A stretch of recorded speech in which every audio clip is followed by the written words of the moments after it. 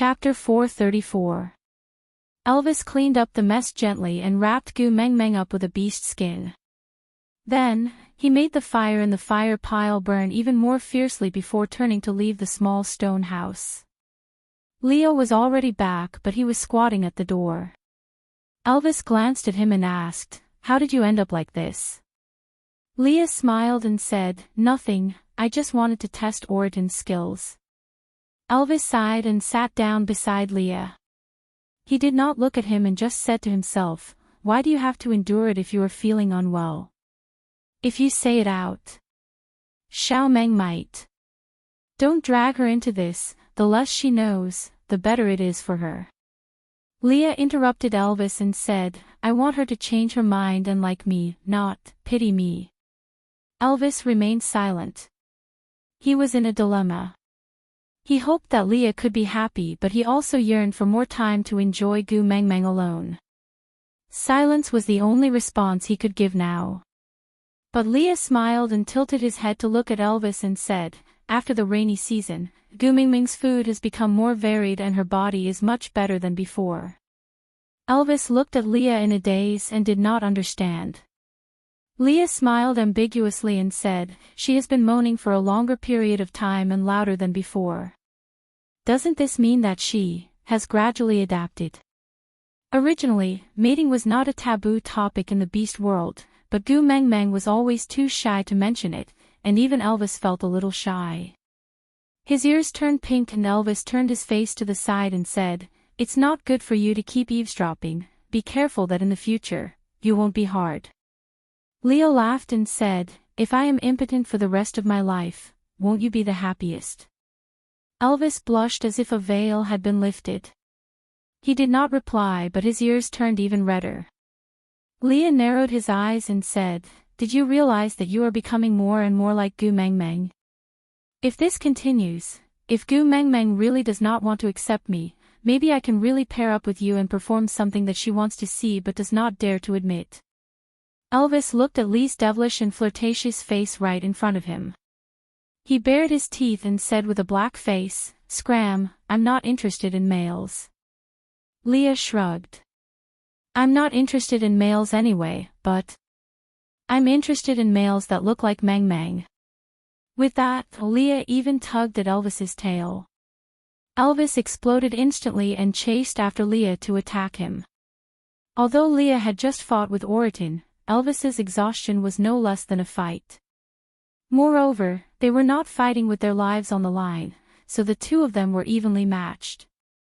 In the end, he was so tired that he collapsed at the entrance of the stone house. He laughed and then fell asleep. The next morning, Gu Meng Meng felt that her throat was extremely dry, so she wanted to drink some water. In the end, she saw Elvis and Leah sleeping together as if they were filming The Golden Fans Family. TSK, they were just short of a field of sunflowers. Gu Meng Meng squatted on top of their heads and used a piece of fluffy grass to tickle Elvis's nose. Elvis gave a snort but did not wake up. Gu Meng Meng then went to play with Lee's ears.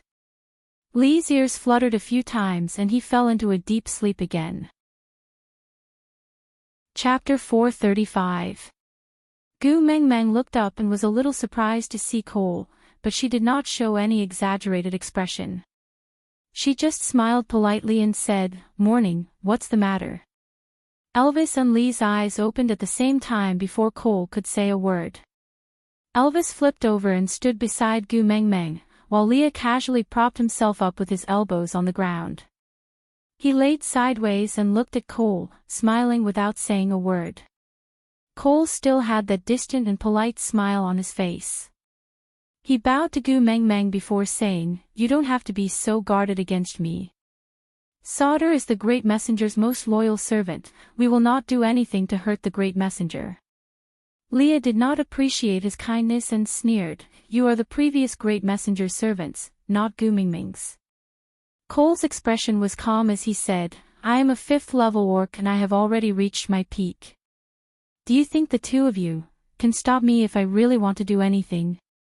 Gu Meng Meng originally did not have a bad impression of Cole, but he kept coming at Leah every day, making Gu Mengmeng feel uncomfortable. Although she and Leah were not husband and wife, they were at least friends, right? Even if they were not friends, they were at least roommates, right? As the saying goes, if you don't look at the monk, look at the Buddha. Even if you want to beat a husky, you have to look at its owner, right? Yes, Leo was not a husky, so did he not need to look at the owner when beating a Samoyed? Gu Mengmeng took a step forward and said, I heard that Sauter has always been guarding the flame devil left behind by the messenger of the beast deity, so, if the flame devil were to get angry, you guys should have a way to deal with it, right? Cole was stunned for a moment before he took a step back and knelt down on one knee. He placed his right hand on his left chest and bowed like an ancient European knight. Great messenger, please calm down. Cole had forgotten for a moment that Leah is no longer Sauter's ninth highness, Cole's little brother, but the great messenger's beast pet. It is Cole's fault for offending great messenger Leah. Please punish Cole and forgive Sauter, great messenger. Gu Mengmeng did not reply to Cole's words and acted as if she did not see him kneeling there. She said, Speak, what are you here for? It shouldn't be just to waste my air, right? Cole maintained his kneeling position and did not move. He replied respectfully, There's a female that the great messenger brought over who applied to join Sauter. I can't make up my mind, so I'm here to ask the great messenger. Gu Mengmeng knew that he was referring to Ellie. Twitching his lips, he said, Females have the right to choose their own tribe. Even if I am the messenger of the beast deity, there is no reason for me to imprison others. Think about it yourself. If you want to accept it, then accept it. If you don't, then don't. Don't ask me. I don't care. This. Cole seemed to be in a difficult position. Gu Mengmeng did not care about him. She just snorted and continued, Today, I will announce another round of recruitment topics, then I will choose all the warriors I want in one go. Tomorrow morning, we will set off for Saint Nazaire. Thank you for taking care of me during this period of time. I have enjoyed my stay here. But, it wasn't his own home after all, and the feeling of living under someone else's roof wasn't too good. So, Saint Nazaire will not be participating in future beauty pageants. Leader Cole, do you understand? Live under someone else's roof. Cole looked at Gu Mengmeng in fear. Chapter 436. Cole did not even dare to raise his head. His face, which was always smiling, showed a rare hint of panic. It's all my fault. I did not know my limits and neglected Sir Leah. I beg for the great messenger's forgiveness. In the future, such a thing will never happen again. Gu Mengmeng nodded and said, Indeed, such a thing will never happen again, because I will never come to Sauter again. Cole's gaze flickered and it was hard to understand. After a moment of silence, he said, No matter where Mighty Messenger is, Sauter will always be your tribe. When you want to come, no matter where you are, we will go and welcome you. When you don't want to come, we will stay where we are and await Mighty Messenger's pity. Gu Mengmeng thought to herself, Io, you still have two faces. I didn't see you talking so well when you were scolding our Leah. But thinking was just thinking and Gu Mengmeng did not say anything. She just snuggled back into Elvis's arms and turned her head, which meant that she did not want to talk to him. Elvis hugged Gu Mengmeng and said, How much more air do you intend to waste in our house? Cole did not get angry and just smiled and said, Then that female. Leah stood up slowly and patted the dirt off his body. Didn't Gu Mengmeng say that you can do as you see fit? Cole clenched his fists and bowed to Leah. Yes, mighty Leah. Leah was taken aback and gave a sarcastic smile. This is the first time I've heard this form of address, it's so refreshing. Cole ignored Leah and just bowed to Gu Mengmeng again. Then, I will take my leave first. Gu Mengmeng ignored him, but saw Oriton carrying a huge object and walking towards her. Gu Mengmeng waved her hands happily and shouted, Oriton, are you here to share food again? Oriton was taken aback. He wanted to laugh but did not know what to think.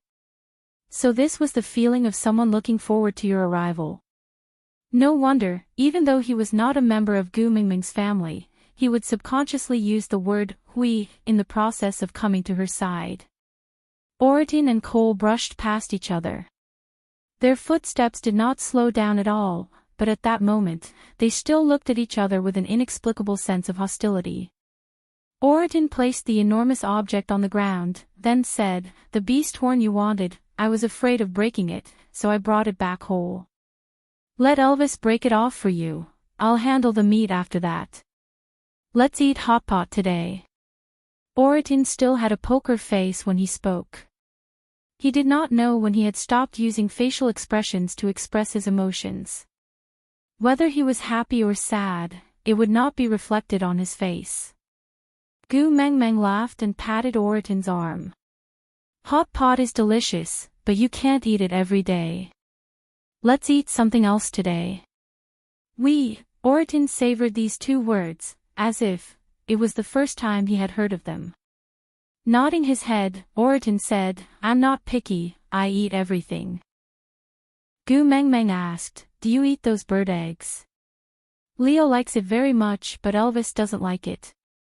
Oritin thought about it and remained silent for a moment before saying, "I guess I like it." "Probably." Gu Mengmeng smiled and asked, "Don't you know whether you like it or not?"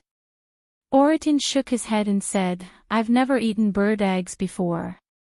I'm not sure." Chapter 437. Oritin pondered for a while, then said, "It's all right, there are many parts of my tiger life that are not complete. Although some of them can no longer be made up for, but the part about eating bird eggs, I think I can try to add it back." Gu Mengmeng patted Oritin's chest in deep relief and said, "You are ambitious, you are really a good tiger." Oritin felt an inexplicable sense of mission and sincerely felt that eating bird eggs was a very solemn and sacred matter. Nodding his head, he said, "Then I will go find bird eggs." "What kind of bird eggs do you want?"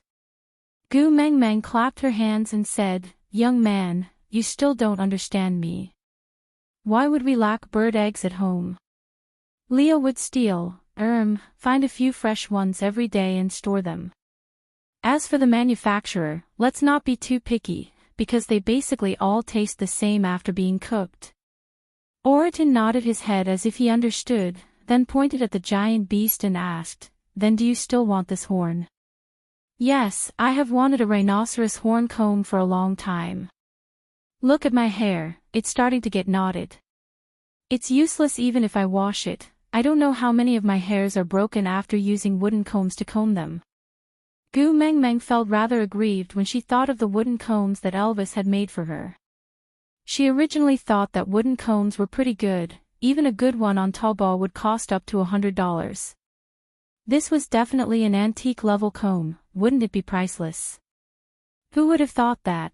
The combs sold on Taobao were all soaked in oil, while she only had the fat from animal fats, there was no way she could soak the wooden combs. In the end, the wooden combs were dry and rough, and there were even many bristles after the water was depleted. Saying too much would just make me cry. Elvis's heart ached for his wife's grievance, and he especially could not bear to see her lifeless look. So without a second word, he went up and snapped off the beast horn. When he passed by Oritin, he waved the beast horn in his hand and said, "I want this thing." Oritin shook his head. Oritin was expressionless and did not react at all. Gu Mengmeng looked awkwardly at the scene that was almost the same as yesterday's scene. She smiled and patted Oritin, saying, "Don't take it to heart, my hubby is just like that, he doesn't know how to say pretty words. But the wolf's character is still very good." Elvis turned back and scooped up Gu Mengmeng's waist, pulling her back into his arms. He sneered at Oritin and said, "You don't have to explain, I just snatched his things. If you are not happy, just snatch it back." Gu Mengmeng spoke like a serious and earnest old-class monitor. "Hubby, snatching other people's things is not right." Elvis raised his eyebrows and said, "The fact that I can snatch his things proves that I am stronger than him." he can only blame himself for not being able to protect his own things. Seizing the land by force is the right thing to do, why is it wrong? Gu Mengmeng was speechless for a moment. She blinked her eyes and choked out, then the person you snatched will be very upset. But Elvis smiled and turned to look at Oriton. Hey, I heard that you are very sad. Oriton looked at Gu Mengmeng blankly, then slowly shook his head and said, I'm not sad. Elvis pinched Gu Mengmeng's little face and smiled. The males in the beast world will not be upset over being snatched. Because to us, being upset is the most useless emotion. We will only think of becoming stronger and snatch it back. Aside from the topic, author, aren't you pretty arrogant? Do you think that you are a 4th level now and no one can control you now that your wings have grown? Elvis, yes. Author, don't admit it so easily. Elvis, the beast world's limit is 5th level. I am now at the peak of 4th level. Those who are stronger than me can be counted with one's fingers. Author, counted with one's fingers, this proves that there are still some, Elvis, for Xiao Meng, no one can be stronger than me. Author, you can be smug all you want. Let's see if you will cry when someone stronger than you appears one day. Remember what you said when you snatched Oriton's things today. Let's see if you will be slapped in the face in the future. Elvis laughed coldly. If not for the fact that your fingers are holding on to Xiao Meng's life, I will tear you into pieces just because you dare to talk to me like this. Author, you unfilial son, I doted on you for nothing. Sobs, sobs, sobs, I want Leah to compete with you for your favor. I want to open a harem for Gu Mengmeng.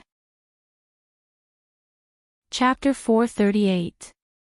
Gu Mengmeng looked at her own slender arms and legs helplessly and complained, sigh, what if one day my things are snatched away by someone, won't I have no choice but to blame it on my bad luck? Elvis laughed coldly with a murderous look in his eyes and said, I want to see who dares to snatch your things. Gu Mengmeng's heart warmed and she turned into a fangirl. She hugged Elvis's neck and kissed him with eyes full of admiration. Then, she said, hubby, you are so manly so handsome, so handsome. Elvis was amused by Gu Mengmeng and threw the beast horn to Leah. Then, he carried Gu Mengmeng and sat further away from the fire to prevent her from being roasted by the heat. Leah took over the beast horn, then used a big bowl to scoop some water and began to clear it. Oriton, on the other hand, carried the huge beast and walked out to handle the prey. The rapport between the 3 males did not require any words, not even a look. Gu Mengmeng shook her head and smiled. If the harem of the ancient emperors were as harmonious as yours, the emperors would be so blessed. Elvis tilted his head and asked, you want to be an emperor? Gu Mengmeng shook her head and said, I don't dare to think too much. Is it so easy to enjoy the bliss of having multiple partners? It might look like a harmonious atmosphere, but in reality, it's all about scheming and plotting against one another. It's so cruel and bloody. TSK, TSK, TSK, luckily I transmigrated here. If I transmigrated into a palace drama, sigh, I probably won't survive past 2 episodes. Elvis did not quite understand Gu Mengmeng's unit of calculation and what was the concept of 2 episodes. He could not explain it clearly, but he liked to see Gu Mengmeng beaming with joy. So, he followed her words and asked, then, other than the emperor, who else can enjoy the bliss of having multiple partners? Gu Mengmeng pouted and said, actually, most men in the ancient times could have 3 wives and 4 concubines. Other than the royalty, the rich merchants also had groups of beautiful concubines. Other than marrying those with status, they would also keep many singers and dancers for entertainment. Once they go out, it's even worse. They would have 7 to 8 bodyguards following them and they would beat up anyone they don't like. That's tyrannical bullying. TSK, TSK, TSK, although it's immoral, it's still pretty cool and impressive, right? Elvis thought for a while and pointed at his own nose. Beauty. Gu Mengmeng. Elvis pointed at Leah and said, the performer. Gu Meng Meng. Elvis then pointed at Oritin, who was returning with a pile of sliced meat, and said, bodyguards and followers. Gu Meng Meng. Elvis smiled and rubbed Gu Meng Meng's little head, asking with a warm expression, rich merchant, who do you want to beat up? After dinner, the three of us will accompany you to bully others. Gu Meng Meng, effed, ha ha ha ha. Gu Meng Meng laughed so hard that her back was bent over. She slapped her thighs and said, the three of you. Concubine. Performers. Bodyguards.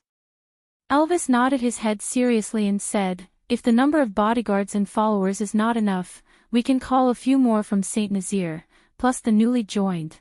It should not be a problem to gather 7 to 8 people.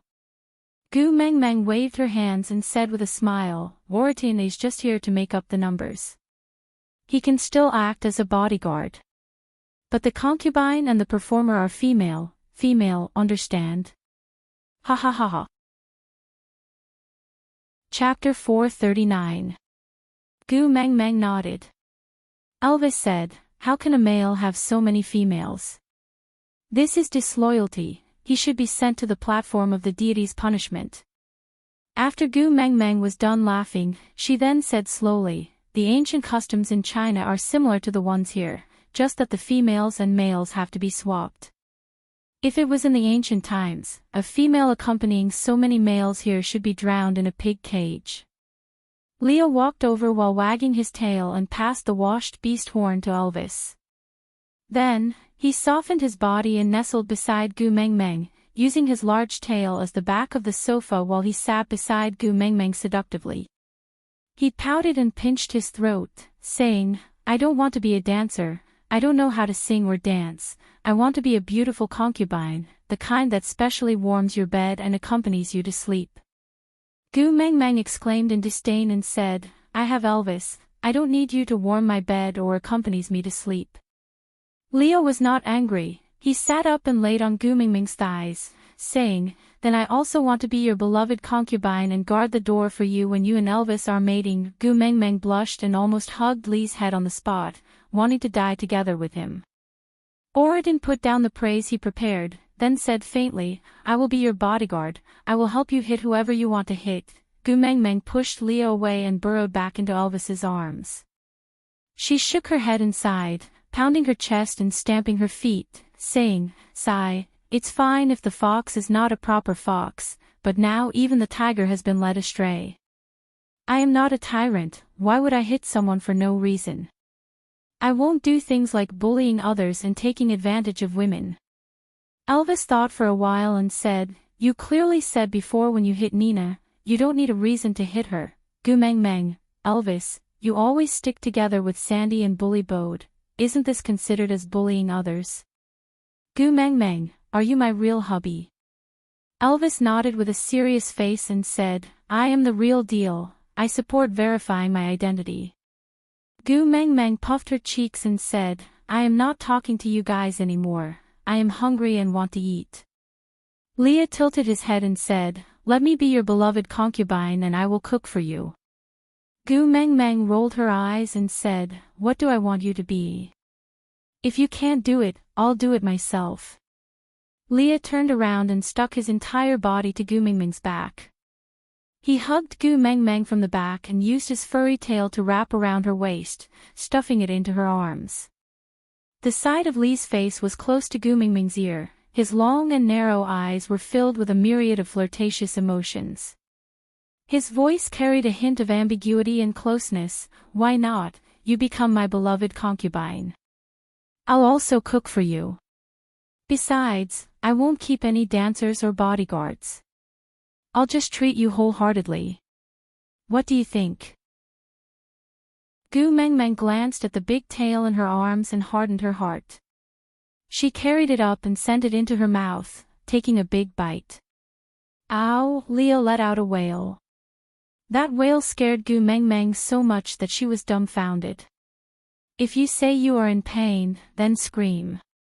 Why did you scream as if you were moaning in bed? His voice was dragged out and even had a twist. Chapter 440. Breakfast was very simple. Leah steamed egg custard and ordered Oriton to punch the meat into minced meat. Then, he squeezed the meat into meatballs and boiled them with water. He then added some small potatoes and cooked a pot of potato meatball soup. The main dish was stewed sweet potatoes, but there were only 2 sweet potatoes, one for Gu Meng Meng and the other for Leah. Elvis and Oriton did not eat this. Gu Meng Meng used a small bowl to give some egg custard to Oriton, letting him have a taste. This fellow did not let down his own race. He raised his head and poured the bowl of steaming egg custard into his mouth. It was so hot that his eyes were bloodshot, but his face was still expressionless and expressionless. Gu Meng Meng poured some water for Oriton and said, "Are you a tiger? Don't you know how to cool it down before eating? Sigh, you really can't stop talking. Let me tell you, my son is more experienced in eating than you. I really don't know how you survived in the past. Didn't you choke to death?" After Oriton drank the water, he felt much better. He heaved a sigh of relief and replied, "Yes, I am a tiger." Gu Meng Meng could not help laughing and patted Oriton's chest, saying, "I know, you are a tiger, you are really a tiger." Oriton nodded, expressing his agreement. After breakfast, the 3 males accompanied Gu Meng Meng to the deity altar again. This time, other than the males, there were also many females gathered. Gu Meng Meng tilted her head to look at Leah. Leah leaned close to her ear and said, "One of the 5 that were looking for chili previously mated with the same female as the one who won the previous hunt. So the females started to compete secretly to see who could get the most outstanding males among the winners." Gu Meng Meng's lips twitched. F***K was stamp collecting also popular in the beast world. Shaking her head helplessly, she realized that the males did not think that there was anything wrong with the females' actions. Instead, they were even more passionate than before. That's right, it was always the males who racked their brains to choose females. When had they ever seen females pounce on them? Moreover, it was a collective pounce. The winners could often choose the one they liked among a few females. This was something that he had only dared to dream about in the past, but it had actually come true. Gu Meng Meng counted.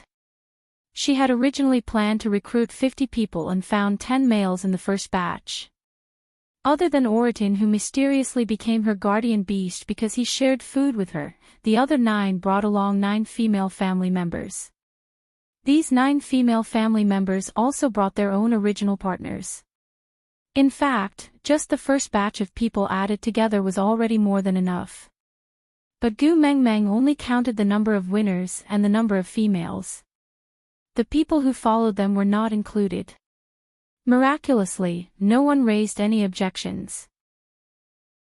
Only after a long time did Gu Meng Meng realize that they did not object because they could not count.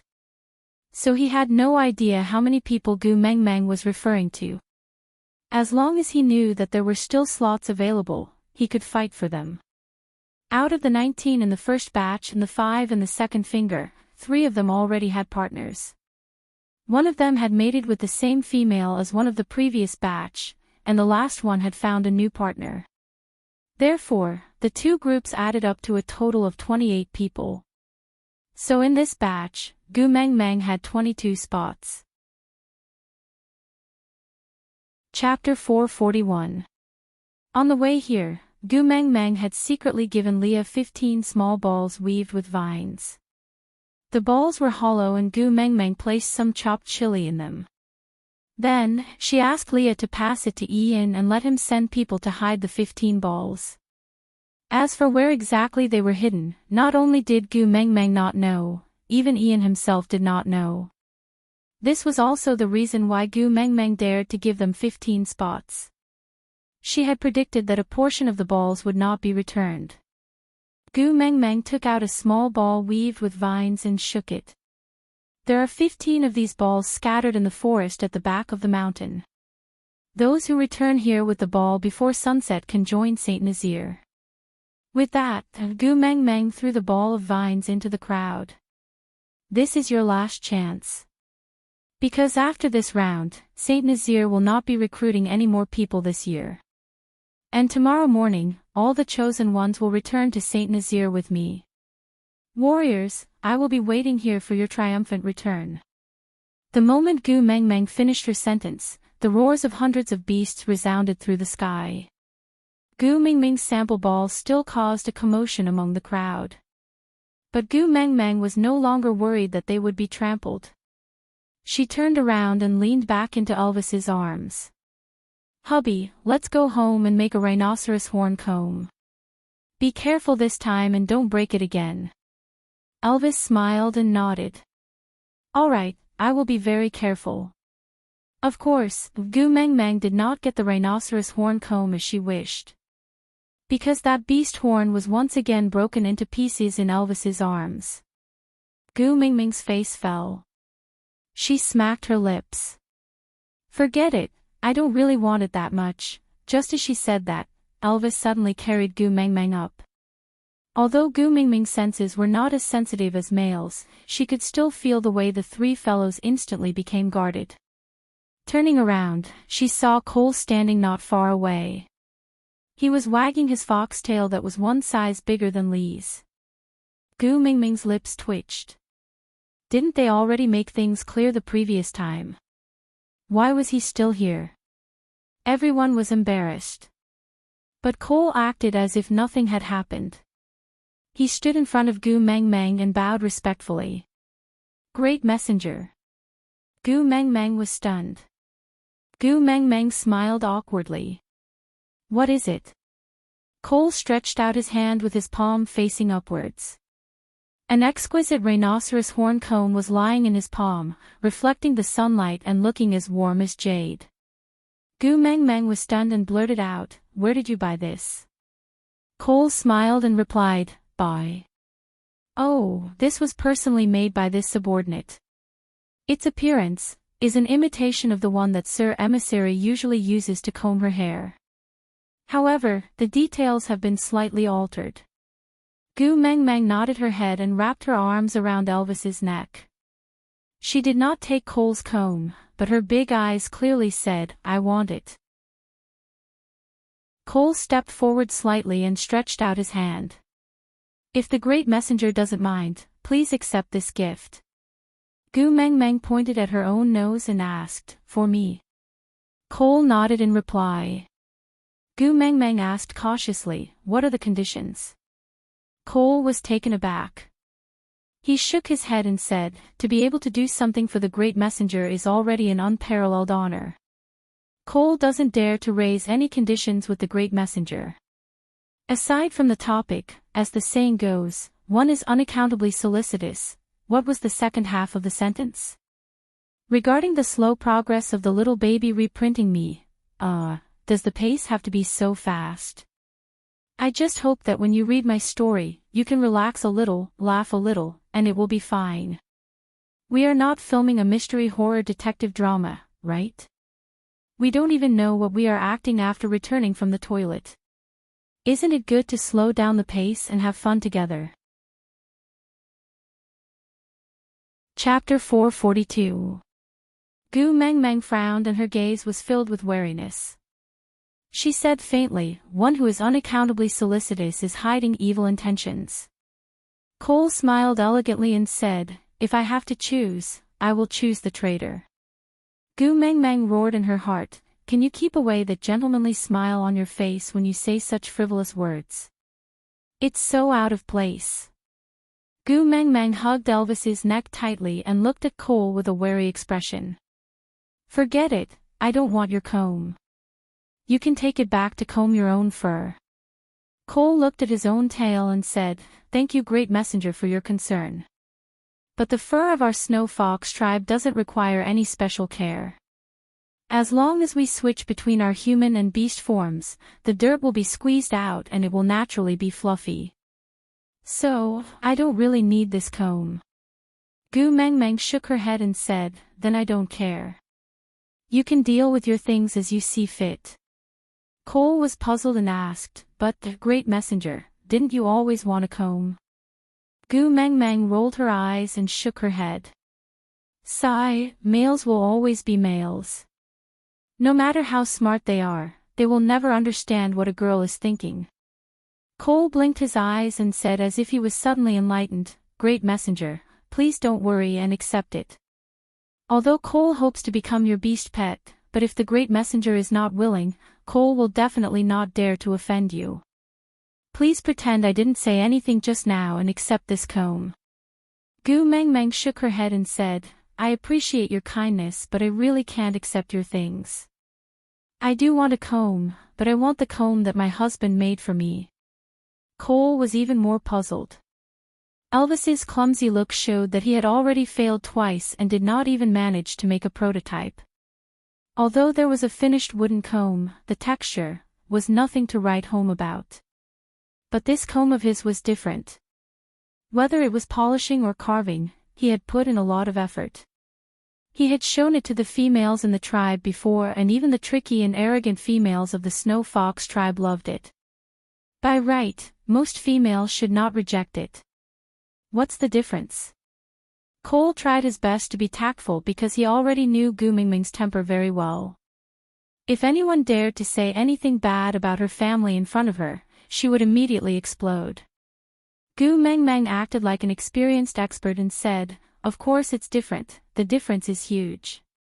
Cole nodded his head doubtfully and thought to himself, That's right, Elvis's wooden comb is so ugly, it's definitely different from the one I made. But Cole was very smart and did not say it out loud. He only continued to ask, Great Messenger, please tell me, which part of this comb does not satisfy you? Cole will go back to refine it now and before you leave tomorrow, I will definitely make a comb that you will be satisfied with. Gu Mengmeng shook her head and said, It's not a problem with the comb, it's a problem with the person. Don't you understand? What I want is the thought of my husband when he is designing an item for me, not the comb itself. As long as it's made by him, I like it. Cole revealed an envious look and felt a little disappointed. If it wasn't for Sir Elvis, I wouldn't have been able to. Gu Mengmeng nodded and said, If it wasn't made by Elvis, I wouldn't want it no matter who gave it to me.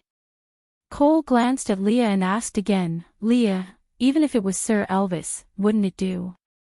Aside from the topic about Leah recently, I saw that many readers were worried for him and there were a lot of calls for Gu Mengmeng to forgive him.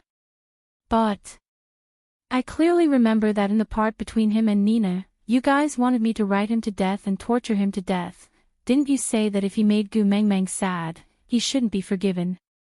Do you guys even have a standpoint? Alright, compared to you guys, I'm the one who has no standpoint. I don't want to see my babies suffer. So, I'll give you the process. Next would be the last wave of torturing Leah. After that, Gu Mengmeng would give him an identity to stay by her side. It would not be a one-sided pestering by Leah shamelessly, but an identity that Gu Mengmeng acknowledged. They would become a family, but the mating would have to wait because I still have some matters to settle. We'll talk about Lee's advancement after I'm done. Then, will my babies be at ease? I want to see you guys laugh and not see you guys being distressed. Do you understand? Chapter 443. F******. He actually dug a pit for me. Gu Mengmeng roared in her heart. She forced a smile and said, My Lee's hands are used to treat and save people. What if he gets injured? That is such a precious pair of hands. How could he do such a thing? Gu Mingming's magnified disdain successfully covered the stiff smile on her face. Cole replied with an "oh" and did not say anything else. He just placed the comb on a huge rock outside the stone house and said, Since the Great Messenger doesn't like it, there's no use for me to keep it. Then I'll leave it here. Whoever likes it, can take it. Gu Mengmeng did not reply to Cole. If there's nothing else, please go back. We have been busy the entire morning and are preparing to start cooking. Cole smiled bitterly, his face carrying a tinge of desolation. Cole knows that all of you did not prepare any food or air for me. Cole has already wasted too much of the great messenger's air today. Cole will take his leave. Goodbye. Gu Meng Meng waved her hands cheerfully. Then, she hugged Elvis's neck and allowed him to carry her into the house. Once Cole walked far away, Elvis slowly opened his mouth. Xiao Meng, don't worry. I will definitely make a better one for you. Gu Meng Meng smiled. Actually, I don't really like it. Our wooden one can also be used. That night, 12 males brought Gu Mengmeng's handmade rattan balls back to the deity altar. Gu Mengmeng opened them one by one and confirmed that they were all her handiwork. Among the 12 men, 4 of them already had a partner, while the other 8 were captured by the 4 females on the spot. And these 4 females had already mated with the warriors from the previous 2 rounds. Among them was Mandy, who had already mated with 2 males who had obtained the right to join Saint Nazir. Gu Mengmeng calculated. This time, excluding the family members brought by the females, they had recruited 44 people. This was about the same as her original estimate of 50. It was acceptable. Thus, Gu Mengmeng stood on the deity altar. Under the bright moonlight, she posed as God loves the world. Congratulations to all the warriors who have obtained the right to join. From today onwards, you are the tribesmen of Saint Nazir. My family, my friends, and my partners. I will lead everyone to a well-off life. Although no one knew what a well-off life was like, it didn't affect everyone's excitement. There was no habit of clapping here, so when Gu Mengmeng finished her words, the males started roaring loudly. Gu Mengmeng had been scared a few times and was already used to it. She maintained a calm smile and waved her hands, gesturing for everyone to stop. Then, like the host of the Spring Festival Gala, he said, on this occasion, I have another announcement to make, and that is, Gu Mengmeng's hand slowly swept across the crowd. Everyone held their breath and focused their attention on Gu Mengmeng's fingertips. Gu Mengmeng's finger finally stopped on Mandy. Mandy, come here. And me. Mandy was a little flustered.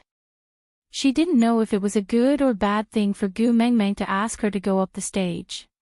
She was rather timid but didn't dare to disobey Gu Mengmeng. Hence, she could only let her partner escort her to the side of the altar. Then, she climbed up and stood beside Gu Mengmeng. Gu Mengmeng sent him off and once again felt the malice the world had towards her. Chapter 444.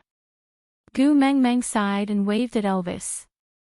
Elvis and Leah exchanged glances before both of them transformed into their beast forms and walked up the stage with lazy and calm steps. Before they went up the stage, they even gave Oriton a look. Oriton, who had facial paralysis, was taken aback for a moment before he also transformed into a white tiger and followed Elvis and Leah up the stage. Elvis bent his front legs and gestured for Gu Mengmeng to get on his back. Gu Mengmeng was quite surprised. She had originally wanted Elvis to carry her so that she could not reach Mandy's head. But when Elvis and the other 2 walked up in such a flashy manner, Gu Mengmeng instantly felt that she was much more pretentious. Imitating the European ladies, she adjusted her skirt and sat on Elvis's back. Elvis straightened his body and looked down on the crowd. Leah and Oriton, one white tiger and one white fox, stood by Elvis's side like protectors. They did not speak but exuded a dignified aura that no one dared to offend. Gu Mengmeng did not know that at that moment, her image in everyone's eyes was that of a goddess descending to the world. She was so beautiful that nothing could compare to her. Her entire body was glowing with a fluorescent white light, attracting everyone's attention. She was beautiful but not bewitching, delicate but not glamorous. She was like a flower blooming on a precipice, protected by the steepest and hardest mountain. She was so delicate that she could not even be grasped, but could only be viewed from afar.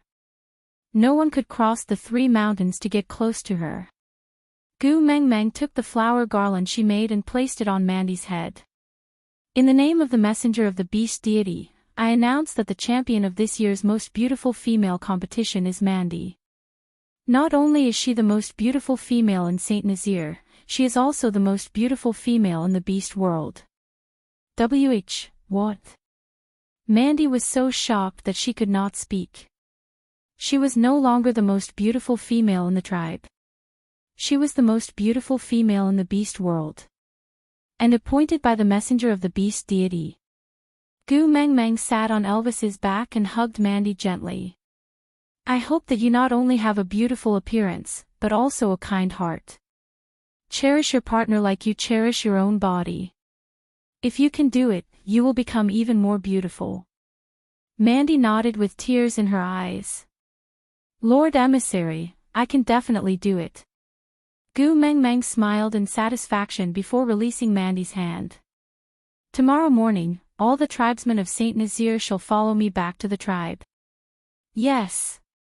Yes. Yes. The deafening roar gave Gu Meng Meng a response. Gu Meng Meng patted Elvis's back lightly and he understood that it was over. So, he carried Gu Meng Meng down the altar and walked towards the stone house with his head held high and chest puffed out. Halfway there, Gu Meng Meng laughed out loud and said, Hey, how long are you guys going to be so stubborn? There's no one else here. Let's change back. This is so awkward. I feel like I'm an animal trainer in a circus.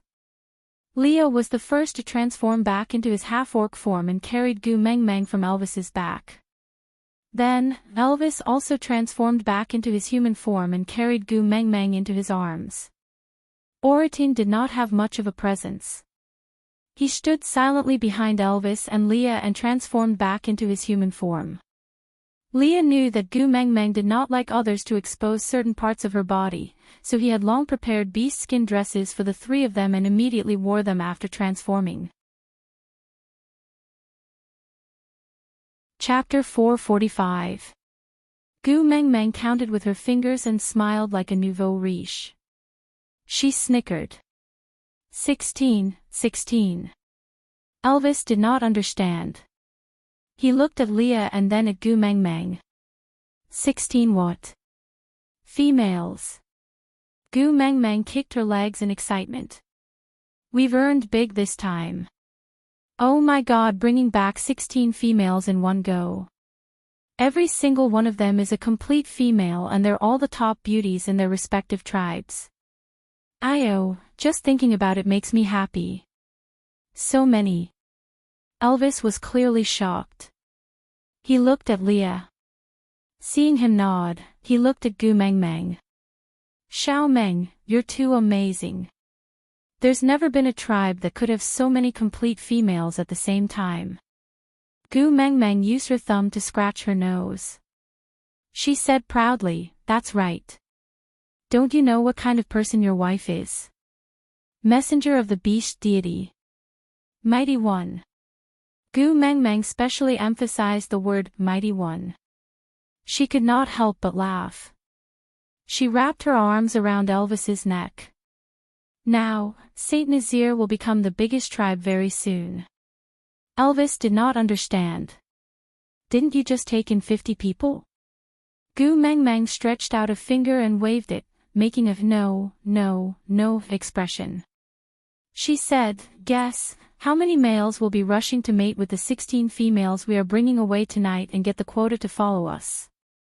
Elvis shook his head. He did not know. Gu Meng Meng asked again. Guess how many males will come after hearing the news that Saint Nazir has 16 complete females? Elvis shook his head again. He did not know. Gu Meng Meng frowned. She snorted. Why don't you know anything? Elvis pinched Gu Meng Meng's little face with a smile and said, I only know that with 16 complete females in Saint Nazir, you can disperse the covetous gazes of those single males in the tribe. Bring them back. There's one less partner to mate with. It's best if all the mating problems in the tribe are solved. Then I'll be at ease. Gu Meng Meng burst out laughing. She pouted. Annoying. How am I so popular? Not everyone in the world likes me. Elvis held Gu Mingming's face. He kissed her cheeks. Yes. You're the only one I like in my entire world. Gu Mingming's heart skipped a beat and the expression on her face melted from smiling. She melted into a puddle of water and melted into Elvis's arms. The next morning, when everyone set off in the opposite direction, Cole brought along the snow foxes to send them off. He brought along 7 to 8 beast skin bags filled with rhinoceros-like beast horns. Gu Mengmeng wanted to reject, but Cole said, "This is a gift from Sauter to the mighty messenger and not from me personally, so please accept it." Gu Mengmeng could not reject them, but after thanking everyone, she handed it over to Leah and asked him to arrange for someone to keep it for her. But as soon as he turned around, damn it, his nose started to bleed. Up to 100 snow foxes were wagging their furry tails in front of Gu Mengmeng. Their fox ears quivered and their little claws played around with their ears from time to time. If not, they would stick out their little tongues and lick them lightly. Chapter 446. Meng Meng, the little wolves are still waiting for us at home. Leah said sourly. Gu Mengmeng looked at that little dodgy and thought about her 4 sons. She clenched her teeth and said, "Everyone, attack." Everyone looked at each other. Elvis carried Gu Mengmeng on his shoulder and shouted, "Move out." His deep voice was deafening. After hundreds of responses, a group of people left Sauter in a mighty manner. Cole stared at the disappearing back view of Gu Mengmeng and the rest. He lowered his head and thought for a moment. So she really likes the fox's tail. If I had used this earlier, maybe I could have kept the great messenger here. On the other hand, not far from Sauter, the group entered the forest. There were trees here to provide shade and it was relatively easier for the females. Although it was a slight detour, Elvis was very happy. Every day that he could delay his return was one day. Once he returned to Saint Nazaire, those 4 ancestors that he could not even scold would snatch his wife away. They were such terrifying opponents. This was the first time in his life that he could not gain any advantage even when he teamed up with Leah. As long as there was a conflict with those 4 demons, his wife would unconditionally stand on their side regardless of whether they were right or wrong. Even if she did not understand what they were saying, it did not hinder her from sharing a common enemy.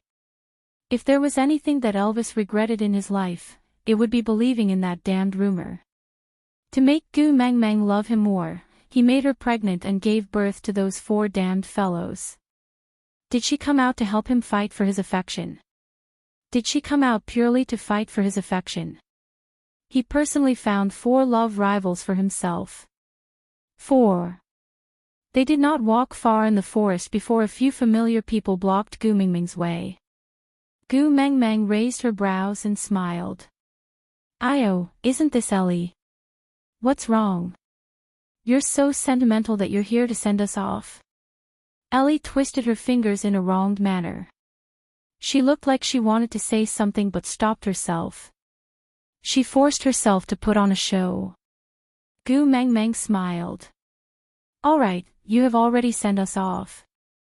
I appreciate your kind intentions. I will see you later." With that, she led the group to continue walking forward. Lord Envoy. Darch blocked Gu Mengmeng's path. Although he was ashamed, he still opened his mouth and said, "Mighty messenger, can you let us follow you back to Saint Nazaire?" "Oh, I guess no one remembers who Ducky is."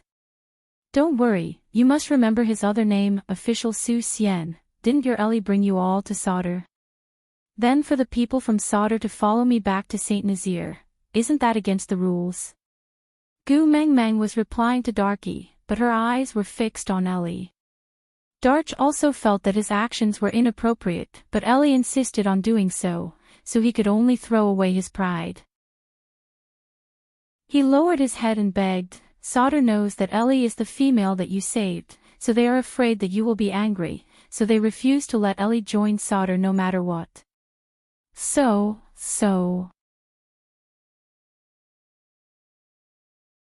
Chapter 447. Darch shook his head and said, "Lord Envoy, don't be angry.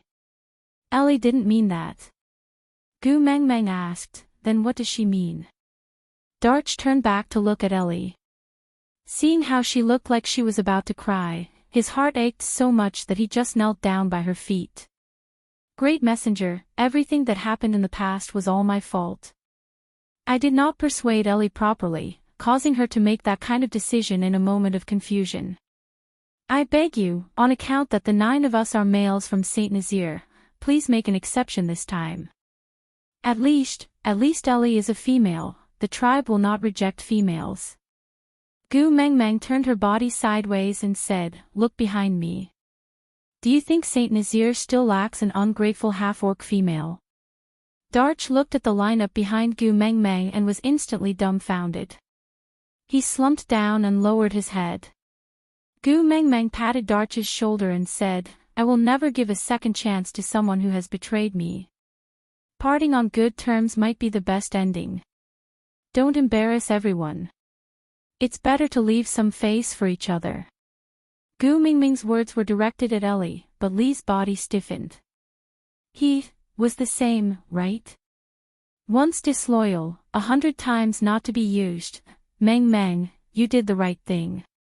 That's why you didn't get hurt. As for me, I can endure it. I can definitely endure it. I have the esoterical left behind by the previous messenger of the beast deity. Seeing that the big tribe was about to leave without any hesitation, Ellie shouted at the top of her lungs in desperation. Gu Mengmeng glanced sideways and sneered, 300 poems of the Tang dynasty. I don't need to look at it to write a copy for you. If you like it, keep it for yourself. Ellie shook her head and slid in front of Gu Mengmeng. She opened her arms wide and blocked Gu Mengmeng's path, saying, Dream Realm, I know about the Dream Realm. Gu Mengmeng squinted her eyes, this was indeed what she lacked. The things left behind by the previous messenger of the beast deity were too fragmented and it was very difficult to piece together the complete information. The only thing she could not understand from the fragmented information was the word dream. Was it a coincidence? Gu Mengmeng squinted at Ellie. Li bit her lower lip and said, I used to be the Snake King's attendant and slipped out of the Snake King Valley because I was playful. Now, I can't find my way back. I only hope to find a tribe that can shelter me. Gu Mengmeng said, discussing a deal with me.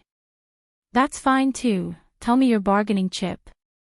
I'll see if it's worth wasting Saint Nazaire's food and air for you.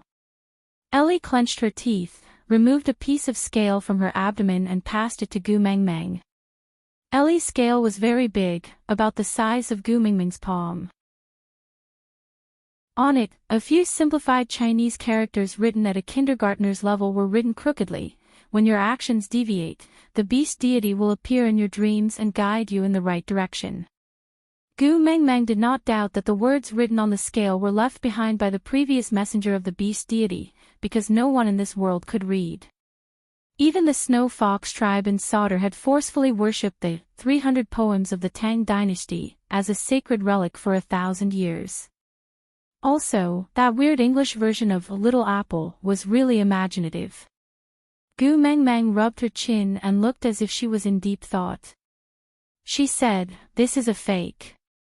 The markings on it were not left behind by the previous messenger of the beast deity. Chapter 448. Gu Mengmeng smiled slyly and leaned forward slightly. She looked at Ellie as if she was looking at an idiot and said, do you think that I can't differentiate the markings used by messengers? Ellie bit her lower lip and her face turned pale. She stared intently at Gu Mengmeng's eyes and said, although this is a copy, the information on it cannot be wrong. I drew it exactly the same, if you don't believe. If you don't believe, you can go to the Snake King Valley and compare it with the original one. Gu Mengmeng laughed and said, you, who was born in the Snake King Valley, can't even find the way back and you want me, an outsider, to find it? Moreover, if I have the original Snake King, would this fake one of yours still have any value? Ellie was taken aback and finally started to panic.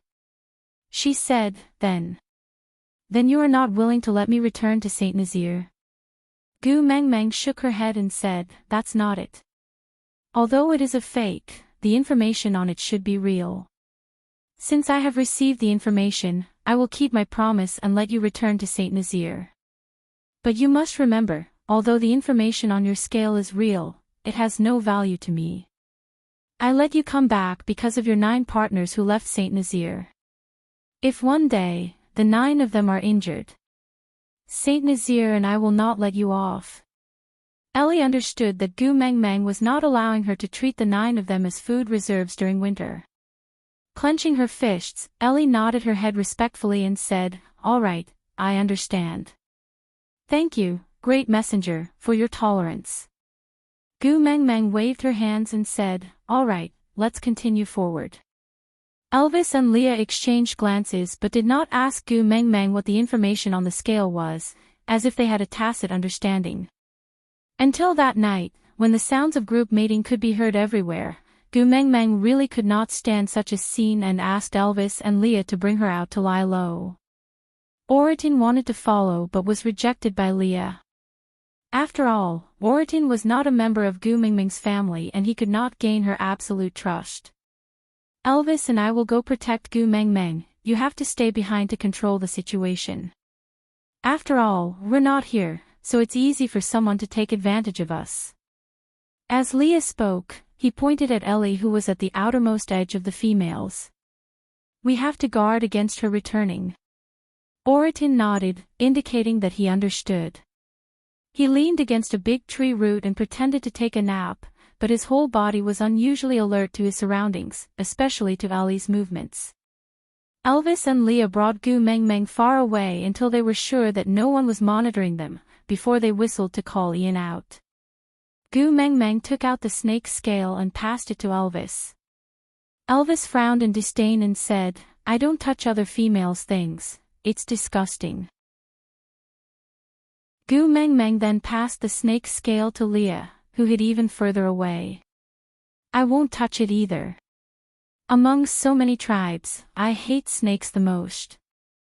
Sinister, eccentric, difficult to get along with, and most importantly, ugly.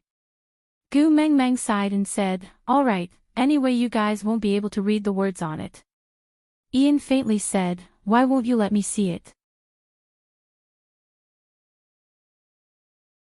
Chapter 449. Gu Mengmeng reached out and passed the snake scale to Ian, saying, Here, take a look. Ian turned his head and said, I won't look either. Gu Mengmeng, so you are just teasing me. She wanted to yell, but then she thought about it and realized that Ian had suffered quite a lot. He had come to seek refuge with her openly, but now he was acting like an illegitimate child, hiding in the dark every day to protect her. It was normal for him to throw a little tantrum, so she held it in and did not say anything. She just kept the snake scale and continued, The message on this snake scale says, when your actions deviate, the beast deity will appear in your dreams and guide you in the right direction. Leah was taken aback and asked, Are you sure this message is real? Gu Mengmeng nodded and said, The words on it are the simplified Chinese used in our world. It is the same system as the 300 poems of the Tang dynasty, provided by Sauter. By right, Sauter should be the race that came into contact with this language the most, but even the people of Sauter don't know how to write, so it's even more impossible for Ellie to change the message on it. Leah asked again, but you could tell it was a fake at one glance. Gu Mengmeng smiled and said, When I was in Sauter, I saw the previous messenger of the beast deity's plaque. Those few words were written with a good foundation and were obviously different from the kindergarten words on Ellie's scale, so it was not difficult to distinguish them. Moreover, the previous messenger had been dead for more than 1,000 years. If Ellie was not by Suzhen, she would not have had the chance to meet the messenger of the beast deity and let the messenger carve words on her body. If the words were not carved on her body by the messenger, then it can only be a fake. Leah nodded and smiled, My Gu Mengmeng is so smart.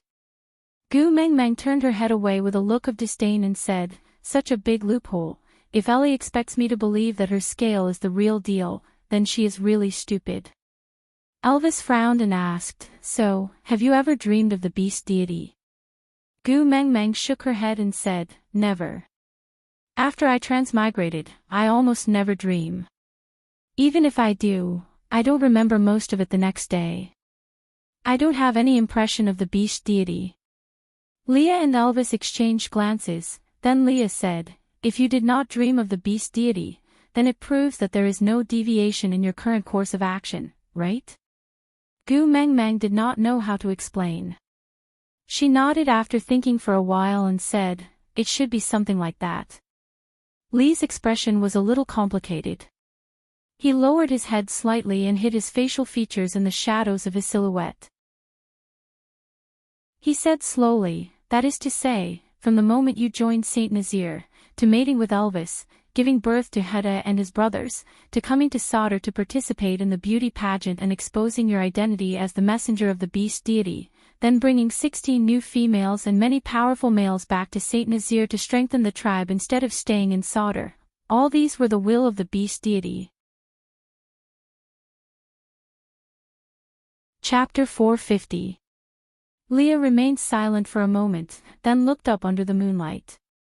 Smiling as gentle as the moonlight, he said, no, if you do something wrong, the beast deity will definitely guide you into the dream realm. So, the beast deity also agreed to take me in as a beast pet. Gu Meng Meng tilted her head, feeling a flock of crows flying past her head. Ignoring Leah, Gu Meng Meng fiddled with the snake's scale in her hands and said thoughtfully, should I do something out of bounds to verify the information left behind by the previous messenger of the beast deity? After all, the esoterica she left behind is not very reliable. Elvis gently tucked Gu Meng Meng's stray hair behind her ears and asked gently, what do you want to do? Let me help you. Gu Meng Meng blinked her eyes and said, I don't know. I have no clue at all. Elvis kissed her forehead and said, it's all right, just let nature take its course. When the day comes when you want something, I will definitely help you achieve it.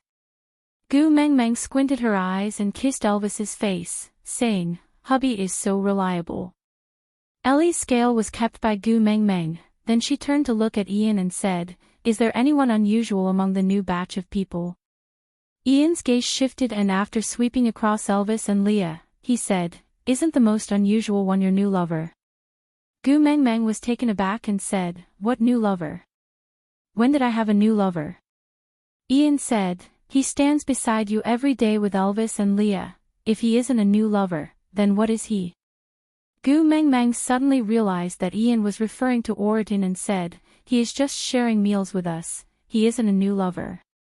Ian laughed coldly and said, this majestic group of people all respects him as Lord Oriton. If he isn't your new lover, why is he being addressed as Lord? Gu Meng Meng choked. She knew that everyone had misunderstood her relationship with Oriton, thinking that he was her guardian beast, but in reality, that was not the case. Oriton was really just sharing meals with them. If there was anything special about Oriton, it was probably that Gu Meng Meng could always see Elvis's shadow on him, so she was extra concerned about him. That was all. Sir Ian, now that I call you sir, are you also my new lover? Gu Meng Meng mimicked Ian's sarcastic tone. Ian took a step forward and sized Gu Meng Meng up. I'm not willing. Humph. With that, Ian flapped his wings and flew high, disappearing into the night. Gu Meng Meng was so angry that she waved her fists in the air and said, running away after saying what you want, so tasteless. Elvis remained silent. He pinched her chin and turned her little face towards him. He frowned and asked, you really like Ian? Gu Meng Meng sighed.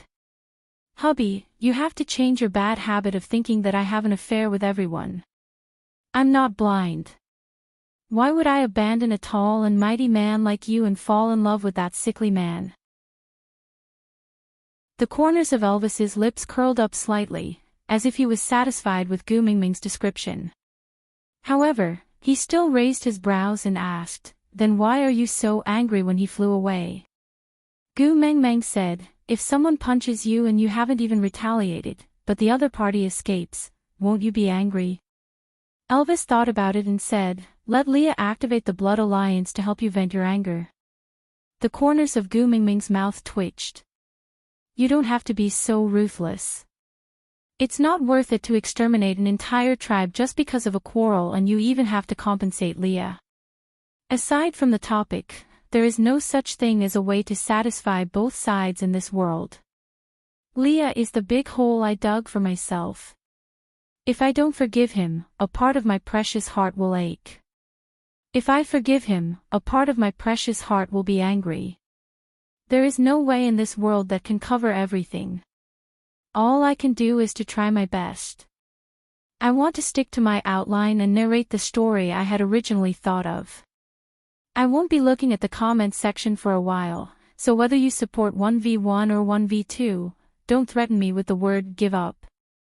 It's just like dating. Quarreling is one thing, but breaking up is another. Don't talk about it casually, because if you talk about it too much, it'll hurt the relationship. I write the story I want to write, for those who like me to read. Chapter 451. The next day, when Gu Mengmeng woke up in Elvis's arms, it was already noon. Leah arranged for everyone to hunt, then demonstrated his culinary skills, letting every family send out the one with the highest level of understanding to learn how to roast meat. Males did not need to eat every day, usually one meal could last for a few days. Moreover, they ate more crudely, so they would directly eat in the wild during the hunt, then bring back the better meat for the females to eat. So in the end, 18 females surrounded a bonfire, watching their partners roast meat for them. Those who could stand in front of the females were all first partners, except for Elvis. Gu Mengmeng turned back to sneak a glance at Elvis, feeling that he was a little pitiful. Everyone else had their whole families gathered together, but only Elvis sat alone beside 7 to 8 packages, holding a beast horn in his hands, carefully using his claws to carve and polish it. He was so focused, like an autistic child. Gu Mengmeng frowned, saying, "You guys eat first, I'm not hungry." Just as she was about to stand up to look for Elvis, Leah grabbed her wrist. Leah sat by the bonfire, one hand holding onto a stick of roasted meat while the other hand held onto Gu Mingming's wrist. He looked up at her and said, "Just this once, accompany me." Gu Mingming's eyes widened. Gu Mengmeng looked at Leah, then at Elvis. Elvis had already heard the commotion, so he stopped what he was doing and turned to look at her. After a moment of silence, Elvis lowered his head and continued carving the beast horn, as if tacitly agreeing for Gu Mengmeng to stay by Lee's side. But Leah suddenly let go, lowering his head with a bitter smile, saying, "I can't be compared to him, he always thinks for you, but I always make things difficult for you. In the end, I'm too selfish." Gu Mengmeng sighed, but still sat down in the end. Leah looked at Gu Mengmeng in shock, then smiled like a child. Gu Mengmeng pointed at the roasted meat on the fire, saying, "I want to add chili, and brush it with honey. 2 layers, 2 layers. Leah nodded, the corners of his lips curling upwards, his eyes actually a little blurry. Gu Mengmeng turned her body slightly, leaning on Lee's shoulder, holding a bowl of honey water in her hands, drinking it in small sips. Perhaps, in the eyes of others, this was just a pet beast fighting for favor with the first partner, and the first partner was magnanimous enough to let it go. But Gu Mengmeng knew how hard Leah had tried to put on a brave front during his time in solder. Even if his heart was made of stone, it would have been ground into dust by the various incidents in the past. Moreover, he was just a fox demon. He needed warmth, comfort, and someone to support him so that he could breathe. He knew better than anyone else that even if he sat beside Gu Mengmeng and roasted meat for the other females as their first partners, his identity would never change to Elvis. He would always be that Leah who claimed to be a beast pet. Other than protecting him in front of outsiders, Gu Mengmeng would never acknowledge his identity as a beast pet. But even if it was just a dream, he still desperately wanted to grasp this illusory happiness. Just once, let him take care of her openly like a partner, just once would be enough. Chapter 452. Gu Mengmeng laughed out loud as she looked at the panicking crowd. She felt as if she was watching the fire beacons teasing the nobles. After calling out to Elvis, Gu Mengmeng followed the females to the water source. The water source was a lake and the surface of the lake was as smooth as a mirror. The females leaned against the side of the lake to drink water, causing the water to sparkle and ripple. Gu Mengmeng smiled like a child who had succeeded in her prank. She bit on an unknown wild grass, causing the tip of the grass to sway, just like a hooligan from ancient times. Sitting on Elvis's shoulder, Gu Mengmeng could vaguely see something on the surface of the lake. She spat out the lotus leaf in her mouth and patted Elvis's shoulder excitedly. Hubby, send me to the lake. Elvis did not understand, so he did as he was told. Once Gu Mengmeng reached the lake, she slapped her thighs and dived into the lake. Elvis's chest tightened and his pupils contracted. The scene in front of him overlapped with the scene when she was preparing to leave the lake for the first time because of Leah. His body reacted faster than his brain. Elvis jumped into the lake with a splash, followed by Leah, then Oriton, followed by the crowd who did not know what was going on. One by one, they jumped into the lake. Elvis caught hold of Gu Mengmeng after swimming for a while. He grabbed her wrist and lifted her out of the water. The water was not deep and only reached the top of Elvis's navel. Gu Mengmeng wiped the water off her face with one hand and looked at Elvis, who looked like he wanted to kill someone, in confusion. What are you doing? Elvis clenched his teeth. I should be asking you that, right? Gu Mengmeng totally did not know why Elvis was angry. She just pointed at a flower in the middle of the lake. I just wanted to swim over to see if that was a lotus. Why are you angry? Elvis followed Gu Mengmeng's line of sight and frowned. No, there's nothing there.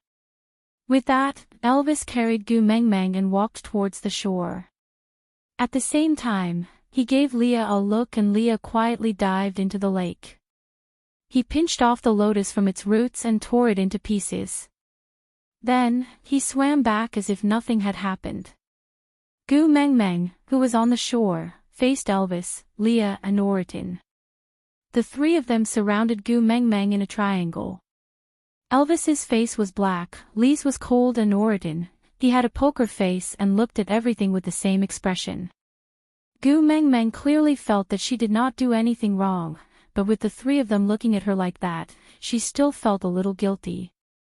She mumbled, It's just a flower. If you don't want me to look at it, I won't look at it. Do you have to be so angry? Gu Mengmeng felt that she did not do anything wrong, but she still felt a little guilty. Was Elvis? Gu Mengmeng looked at Elvis.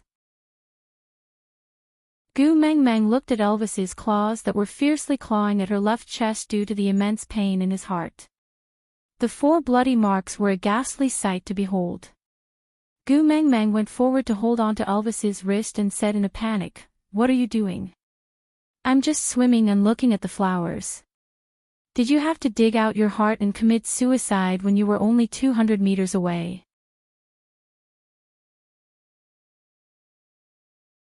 Chapter 453. Gu Mengmeng was dumbfounded and asked, What second time? Didn't I just go into the lake? When Gu Mengmeng said lake, she suddenly understood what Elvis meant.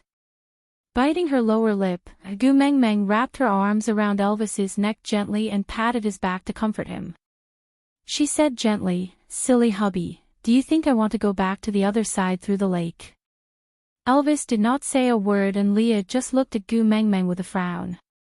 Oriton did not know what had happened, but he was affected by the tense atmosphere and became a little uneasy. Gu Mengmeng sighed and said, Hubby, what do I have to say to make you believe that I won't abandon you? Gu Mengmeng pulled her collar with one hand and revealed the proud and aloof black wolf on her collarbone. She used her other hand to caress Elvis's face and said, Do you remember what I said on the day we mated? Elvis, I love you. I will give myself to you, and from now on, I will treat you as my pride, my sky, and my husband. If you don't abandon me, I will stick by your side in life and death. If you are in danger, I will use my life to protect you." Elvis's eyes flickered and he seemed to have a lingering fear, as if he had been reborn after a disaster. Xiao Meng. Elvis could not say anything else and just hugged her fiercely into his arms and locked her against his chest. He wished he could rub her into his body so that he would not have to worry about her suddenly smiling at him and saying, "Thank you for these days," before disappearing into some lake. Gu Mengmeng allowed Elvis to hug her. Even though his strength made her feel pain and made it hard for her to breathe, she did not struggle or resist. Instead, she hugged his sturdy body back gently and patted his back from time to time. "Unless you want to abandon me, I will never leave you. Moreover, we still have 4 sons. Even if I am not a hubby anymore, my sons are still flesh that fell from my body, right? Don't tell me you don't want them anymore. There is no such heartless mother in this world." Elvis frowned and said, "Yes, and they are everywhere." Gu Mengmeng felt very helpless. The females in the beast world had already developed a distorted concept of, "I'm the most precious in this world." The word dedication did not exist in their dictionary. No matter what others did for them, it was as if it was expected and expected. So what if it was their own son? Didn't Nina kill her own child with her own hands? Gu Mengmeng said, "If the lake water makes you uneasy, then I will never go near the lake again, all right?" Elvis remained silent and just looked at Gu Mengmeng silently. Gu Mengmeng continued, "I was too excited just now and forgot about the trauma I caused you in the past. That flower was a lotus. If there was a lotus, it meant that there were lotus roots. That was a type of edible food. I was really tired of eating potatoes and sweet potatoes, so when I saw something to eat, I forgot everything else and didn't care about anything else. I really didn't mean to abandon you. I really didn't. Really?" Elvis spat out these 2 words with much difficulty. Gu Mengmeng knew how hard Elvis wanted to believe in her. She also felt that she was a joke, that her trust limit with her husband was actually so low. But what could she do? Who asked her to have a bad credit record?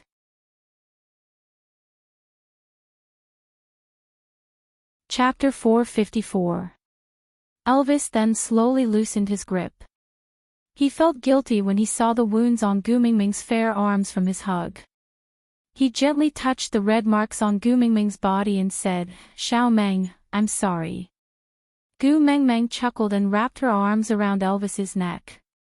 She leaned into his arms playfully and said, "It's my fault for not being able to give you an absolute sense of security. I will change in the future, so, don't be angry, all right?" Elvis kissed Gu Mengmeng's forehead. Only then did he feel his heart start beating again. His blood started to circulate and nourish his entire body. Leah did not say a word and just quietly dived back into the lake. When Gu Mengmeng realized that he was gone, he had already been soaking in the lake for half a day. "Where did you go?" Gu Mengmeng stood in the shade at the shore and called out to Leah, who had just been called back by Oratin. She looked at his snow-white and fluffy fur that was stained with mud and looked dirty. Leah transformed into a human 3 steps away from Gu Mengmeng. There was only a puddle of muddy water left on the ground. He then elegantly took the beast-skin dress from Oratin and wrapped it around himself. Then, he walked to Gu Mengmeng and said, "I did not find the lotus root you mentioned just now." Once he said that, Elvis's nerves tensed up again. Gu Mengmeng held Elvis's hand and turned to look at him. She said, "Keep your uneasiness and listen to my explanation first." Elvis pursed his lips and nodded. Gu Mengmeng then continued, "Where there are lotus flowers, there will definitely be lotus roots. But they do not appear at the same time. I went into the lake just now to confirm if that flower was a lotus flower and not to dig for lotus roots. Because lotus roots can only be found after the flower has withered."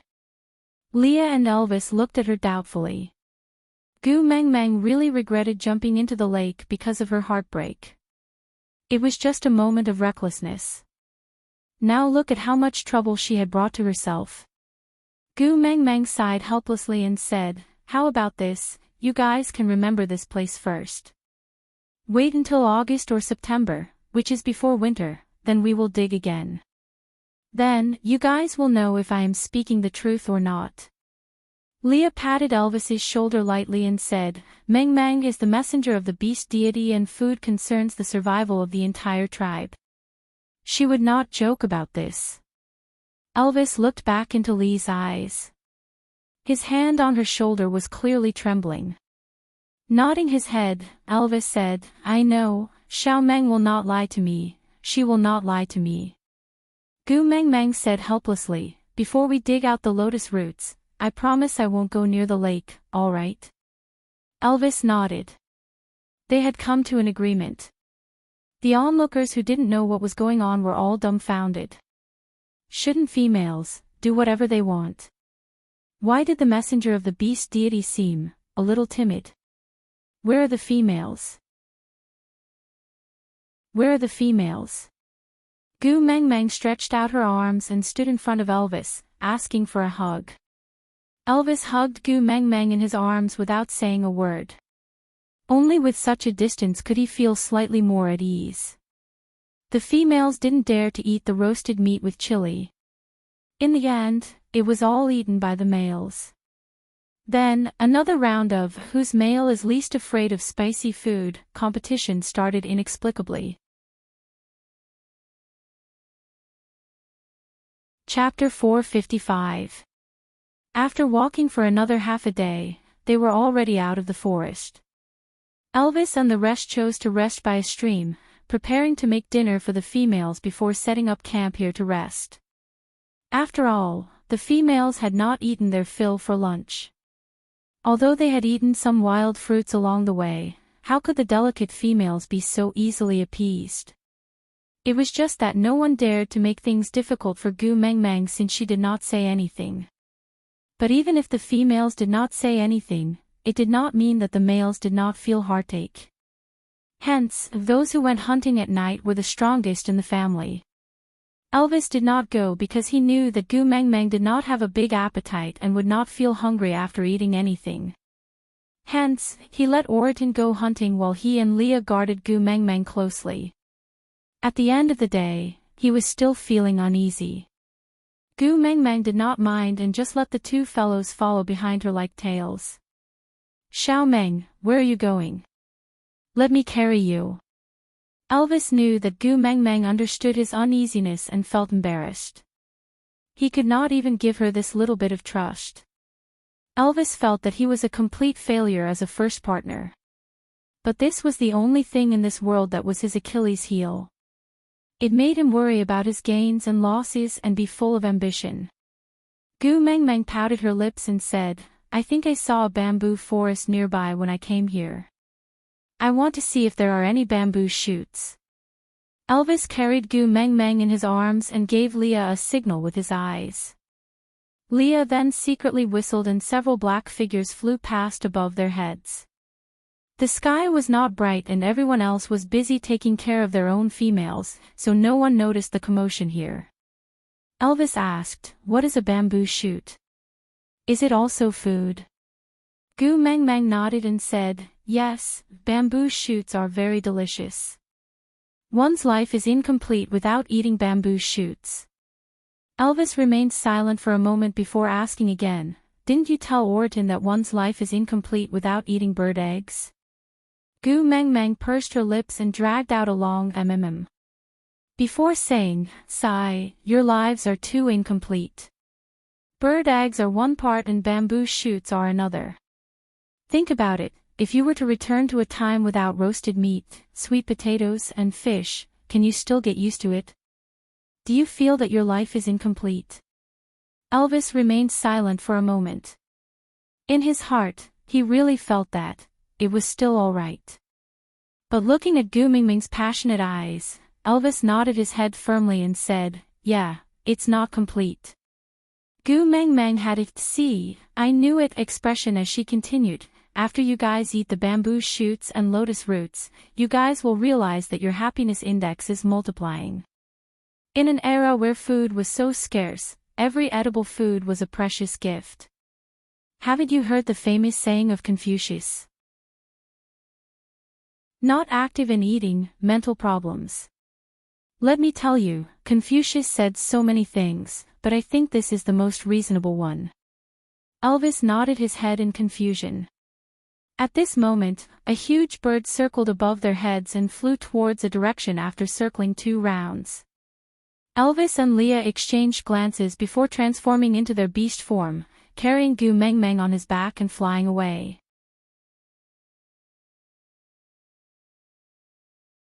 Chapter 456. Gu Meng Meng took a step forward and slapped Ian's chest, saying, "Good man, I didn't expect you to be so capable." Ian frowned and took a step back, saying, "Just talk, don't touch me." Gu Meng Meng rubbed her hands and said, "Leader is the one who can find food, I won't touch you if you say so." Gu Meng Meng left Ian behind her and dashed into the bamboo forest, looking carefully at the ground with her big eyes. Luckily she inherited Elvis's night vision ability, or else she would definitely not be able to see anything. Elvis and Leah were at a loss as they did not know what Gu Meng Meng was looking for, so they could only follow behind her and wait for her instructions. Gu Meng Meng walked for more than 10 steps before suddenly stopping and running away. Elvis and Leah did not understand what was going on, so they quickly followed behind, only to see Gu Meng Meng squatting in front of a bunch of bamboos, rubbing her hands and looking at the tip of the bamboo shoot with the exact same expression as a pervert teasing a little servant girl, smiling slyly. Leah went forward and squatted beside Gu Meng Meng, pointing at the small bamboo shoots, asking, "You want to eat this?" Gu Meng Meng nodded, then turned her head to look around. Leah asked again, "What are you looking for?" Gu Meng Meng said, something that can be used as a tool to dig them out." Leah stretched out his hand and pinched the tip of the bamboo shoot lightly, pulling it upwards seemingly effortlessly.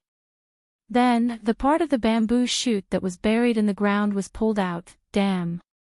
Gu Meng Meng could not help but shake her head and clap her hands. God knows how deep the roots of the bamboo shoot were buried in the ground, how could it be pulled out with bare hands? Stop! When Leah reached a certain height, Gu Meng Meng suddenly shouted for him to stop. Leah looked at Gu Meng Meng without moving, as if someone had pressed the pause button on his shoulder. Gu Meng Meng pointed at a spot on the bamboo shoot and said, "Come, cut it from here, we only need the top part, there's no need to uproot it." Leah did as he was told and cut the bamboo shoot neatly, then gave it to Gu Meng Meng. Gu Meng Meng looked at the thick and tender bamboo shoot with a lecherous smile.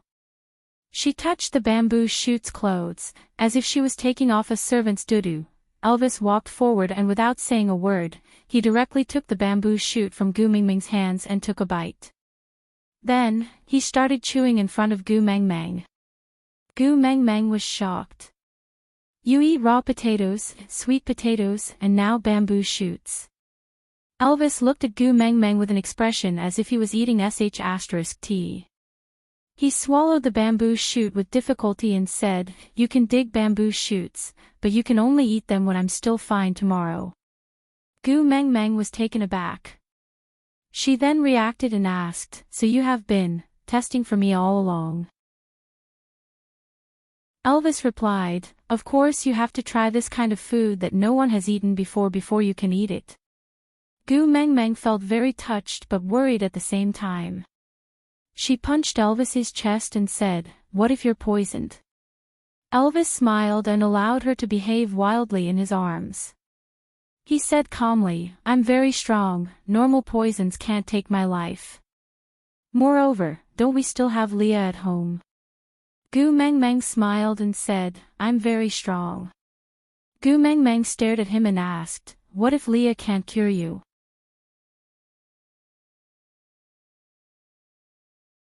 Chapter 457. Gu Meng Meng looked at Elvis and remained silent for a moment.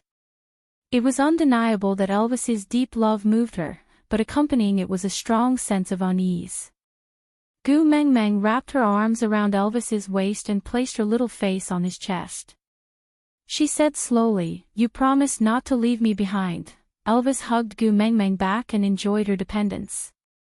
"I swear, I will not leave you behind." Gu Meng Meng looked up and met Elvis's affectionate eyes.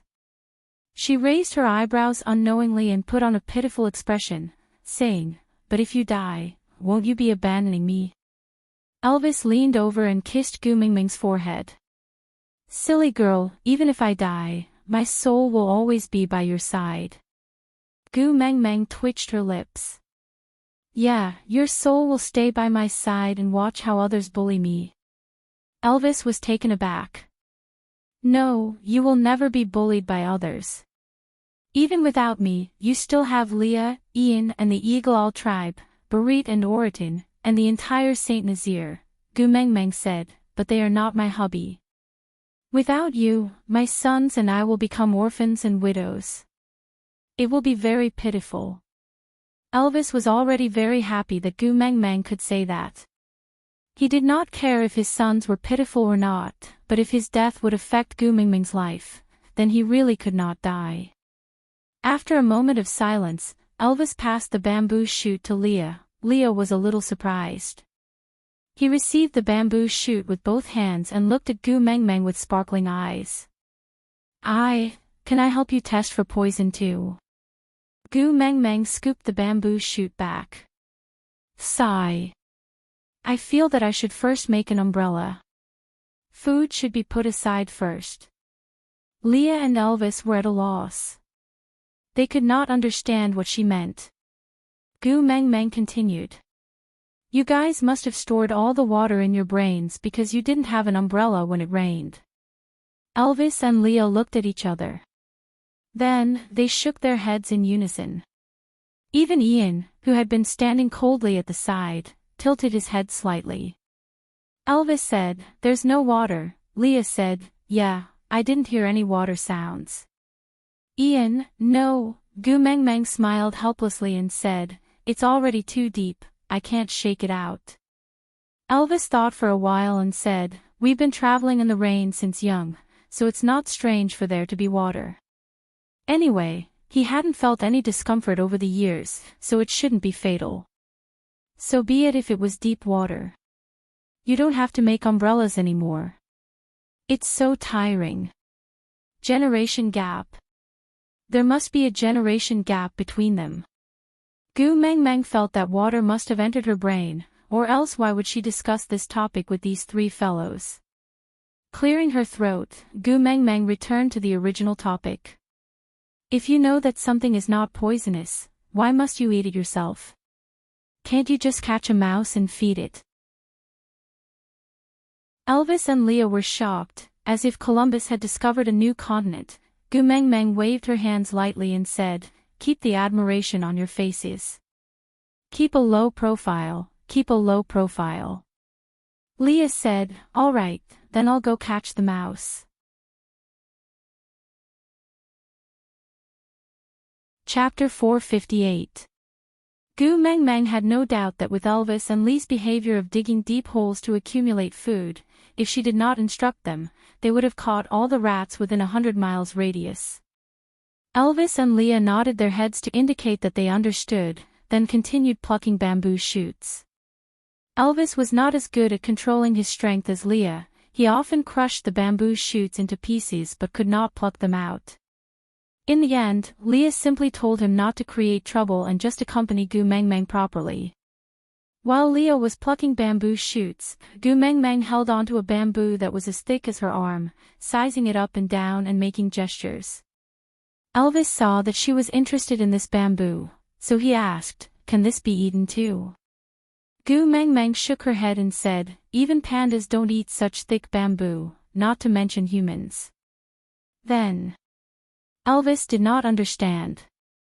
Gu Meng Meng patted the bamboo and said, "Hubby, cut it for me from here, I want this bamboo." Elvis replied, "All right." Elvis wrapped his arm around Gu Meng Meng's waist and protected her in his arms. His other hand turned into a sharp claw and with a light wave, the bamboo was broken into two with a creak. The bamboo leaves rustled and fell towards one direction.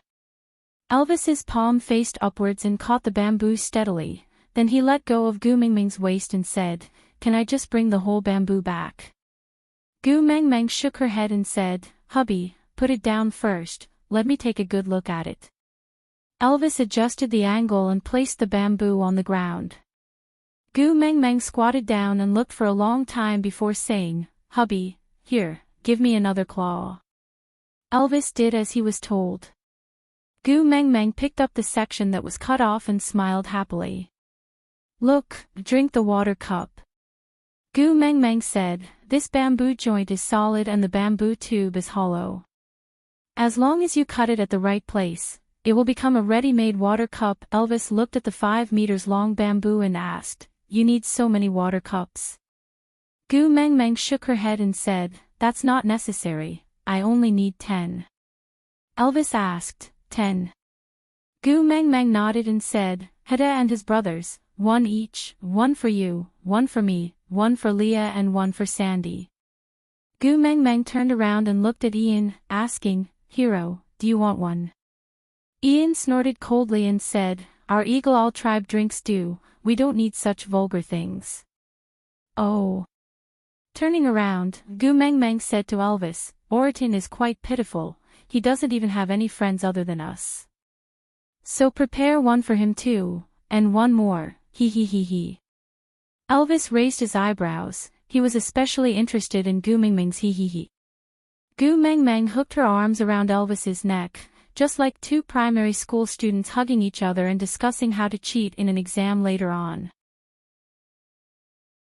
She said, "The other one, I want to use it to do Gu Mingming's organizational behavior special incentive method practical operation."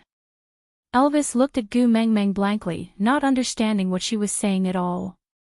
Gu Mengmeng said mysteriously, "Anyway, I have my own plan. Just follow this and help me make 10 cups." Elvis nodded, then pointed at the one in Gu Mingming's hand. "Oriton." Then, he cut another one and looked at it carefully. He didn't seem satisfied, so he said, "Heda."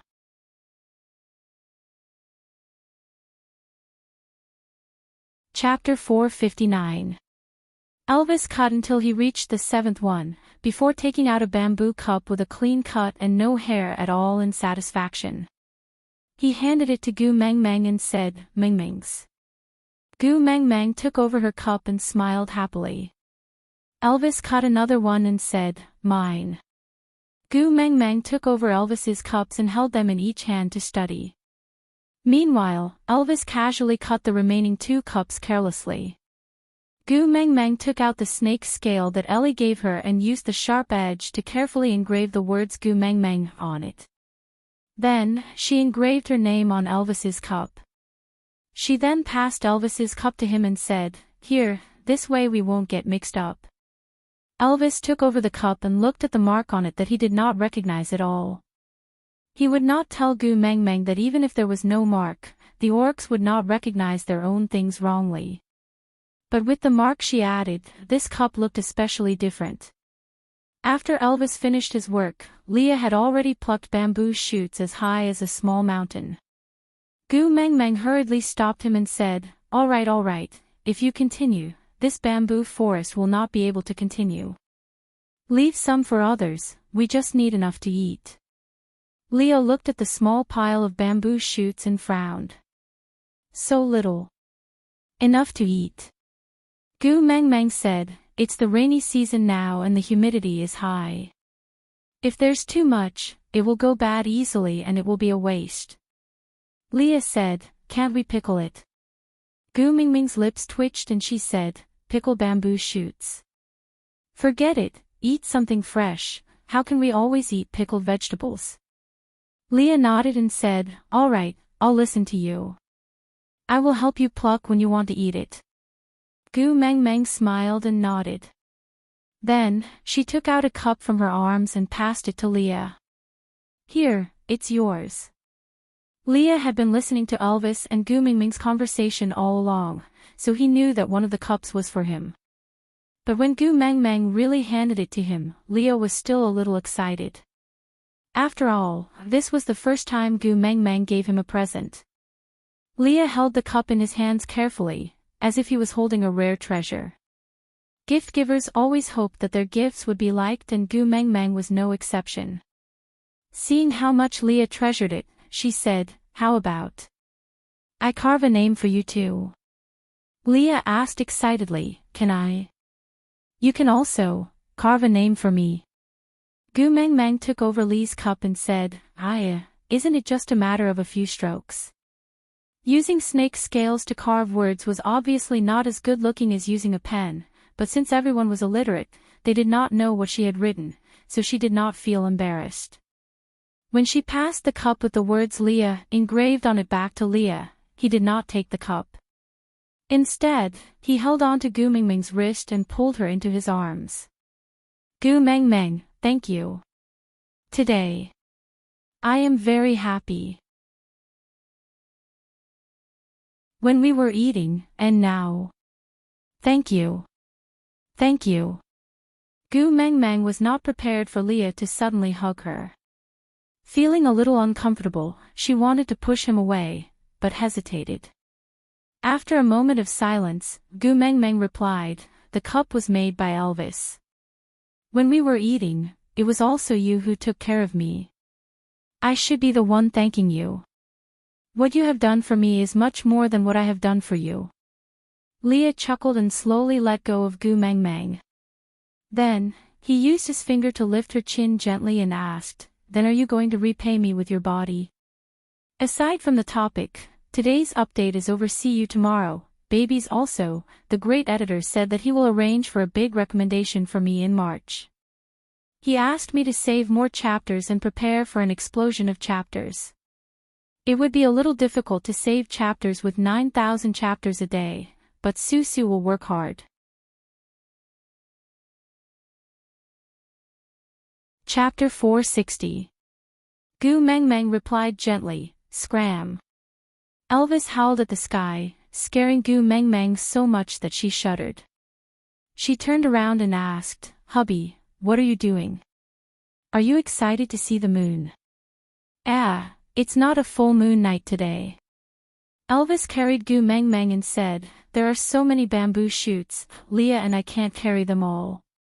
Call the males in the tribe to come over and work." Gu Meng Meng looked like she was about to break down. She said, "Sigh, this is such a tragic beast world. We basically rely on walking for transportation and roaring for communication." Ian laughed coldly and said, "Ha." Gu Meng Meng wanted to scold him, but he flapped his wings and flew away, flew away, flew away. So what if you can fly? Do you think you are an angel just because you have wings? You could even be lazy. If you have the guts, don't fly. Come down and see who is better. Gu Meng Meng was just putting on an act and roaring. Who knew Ian would return and stop in midair, transforming into a half-orc. His human body flapped his wings and he looked down at Gu Meng Meng from above. His face looked even paler under the moonlight and he looked slightly sickly. "If you have the guts, come down." Gu Meng Meng clenched her teeth and pointed at Ian. "Come down." Ian raised his eyebrows and landed slowly. He transformed into a human and took a step forward. "I am coming down. What do you want to compete with me in?" Gu Meng Meng took a step back and said, You really came down." Ian crossed his arms and said, "Didn't you ask me to come down?" Gu Meng Meng hissed and said, "Do you have any professional ethics for quarreling? You clearly know that I can't beat you in a fight and can't catch you. Why can't you just let me have my fun?" Ian raised his head and said, "Weaklings don't have the right to flaunt their prowess in front of the strong. If you can't beat me in anything, why should I let you have your fun?" Gu Meng Meng nodded and said, "All right, if I don't compete with you today, you will think that I am afraid of you, right?" Ian nodded. Gu Meng Meng looked around and then chuckled. "You didn't mate, right?" Ian nodded and looked at Gu Meng Meng with a "you're talking rubbish" expression. Gu Meng Meng hugged Elvis's arm and said, "I have a partner, do you?" Ian was speechless. He was clearly a bird, so why did he feel like a dog at this moment? Gu Mengmeng tugged at her collar, revealing the mating mark. I have a mating mark, do you have one? TSK, let alone an old bachelor like you who doesn't have a partner, even if you did, you wouldn't have a handsome mating mark like mine. Ian. Woof. Gu Mengmeng leaned into Elvis's arms and scrutinized Ian, saying, I have 4 sons, may I ask how many children do you have in your family? Ian. Woof woof. How dare you torture a single dog and even bring a group of family and child package? Gu Mengmeng chuckled and took 2 steps forward. She hugged Ian's neck and said, I heard from my hubby that your Eagle Owl tribe didn't have a single female previously. On this trip, I brought back 16 golden hairpins. All of them are perfect females, the #1 beauties of the original tribe. I even abducted many of the strongest warriors from the tribe. Sigh, are we still competing? Ian was silent.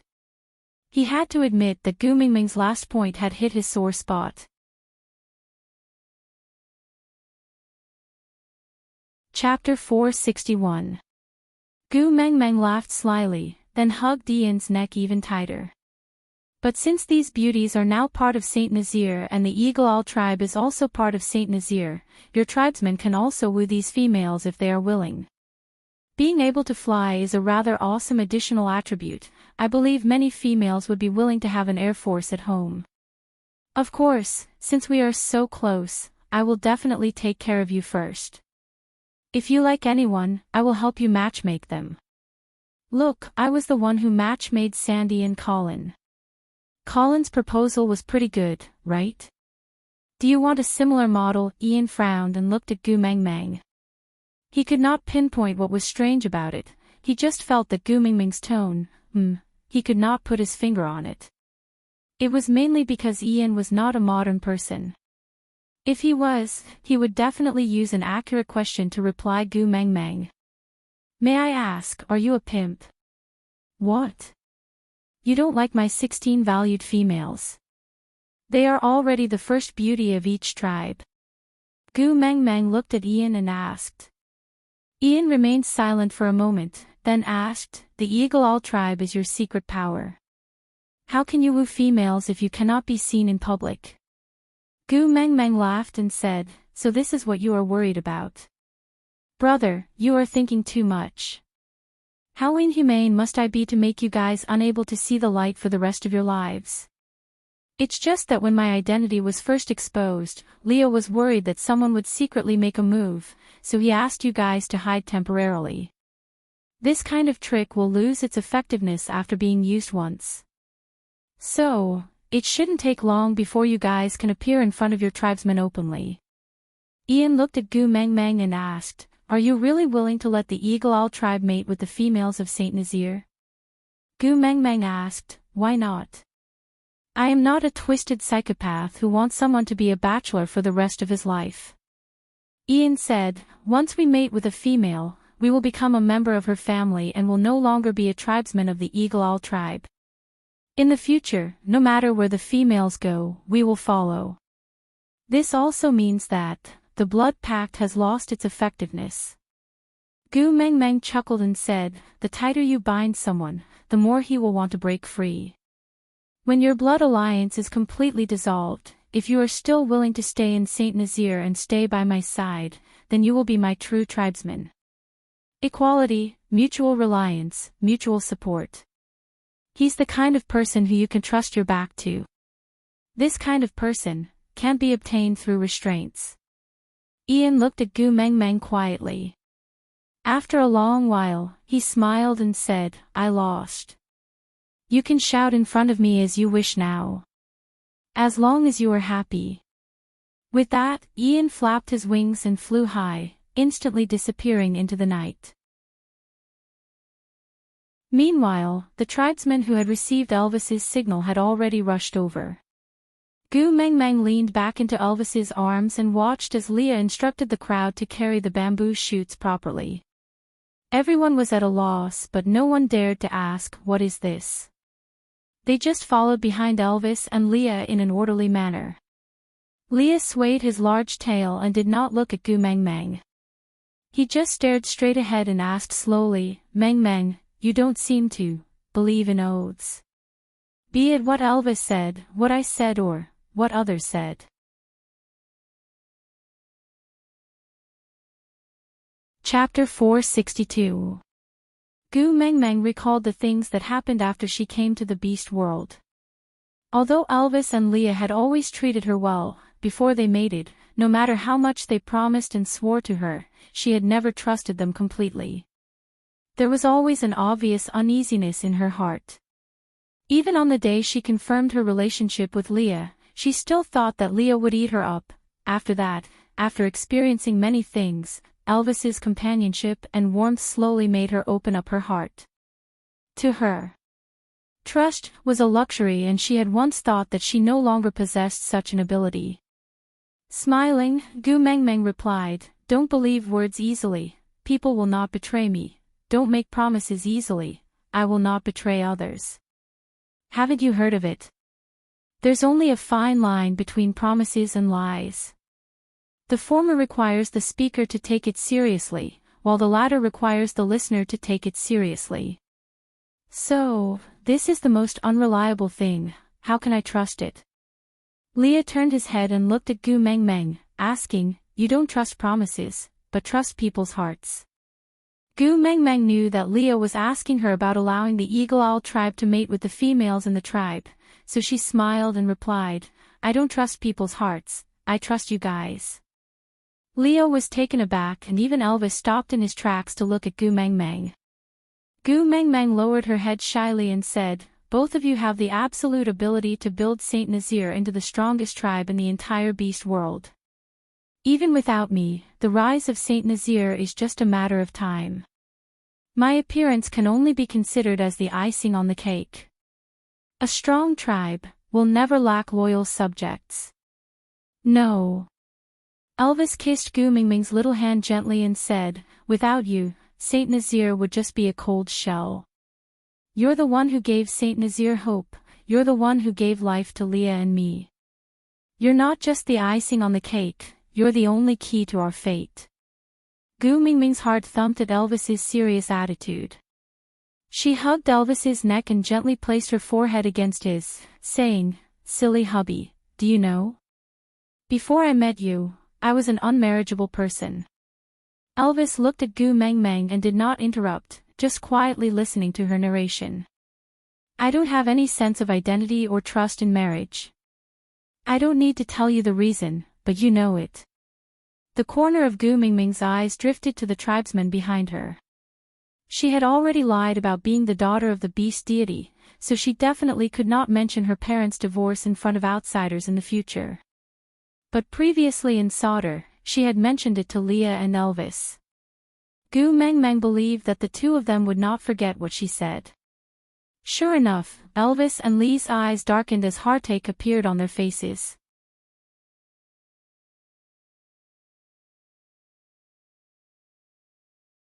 Chapter 463. Gu Meng Meng lowered her head and looked at the mark on her collarbone. She smiled faintly and said, I'm actually very sorry that this mark could not be branded on my heart. Because it proves my selfishness. Elvis frowned. He was not angry, but his heart ached.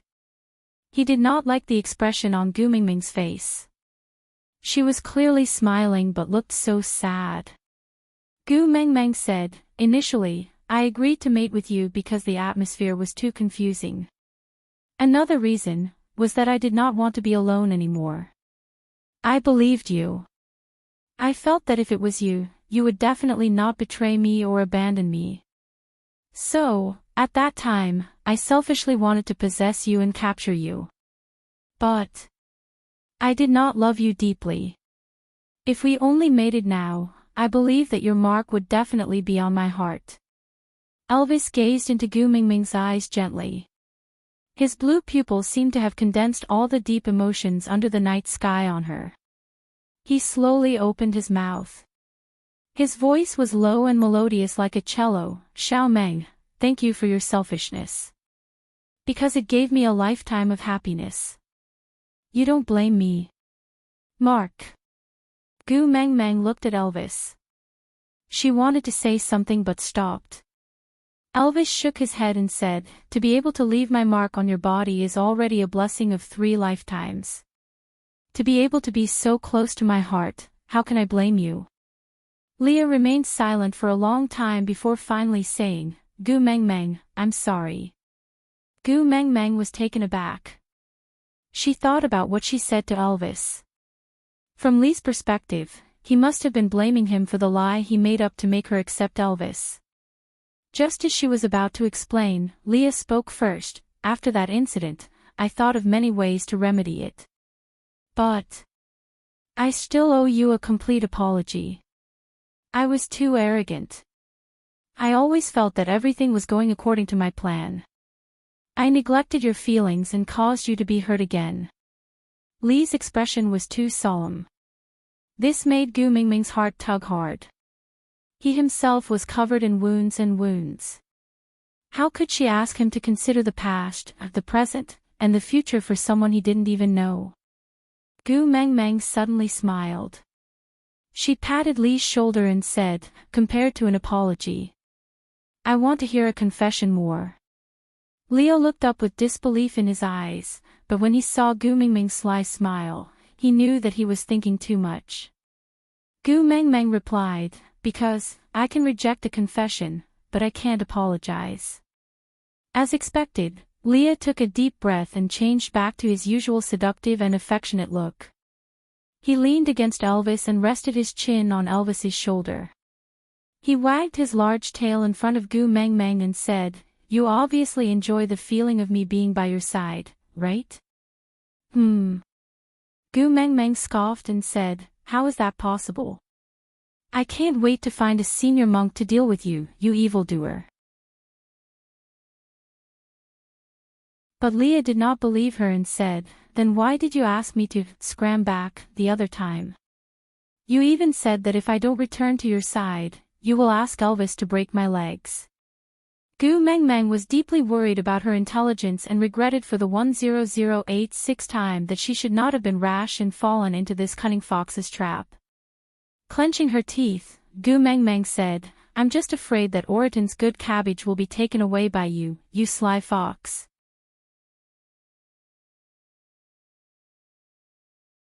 Chapter 464. Gu Meng Meng tried to pull her hand back but to no avail. She clicked her tongue and said, "Can you maintain a consistent style? It's hard for me to accept you like this."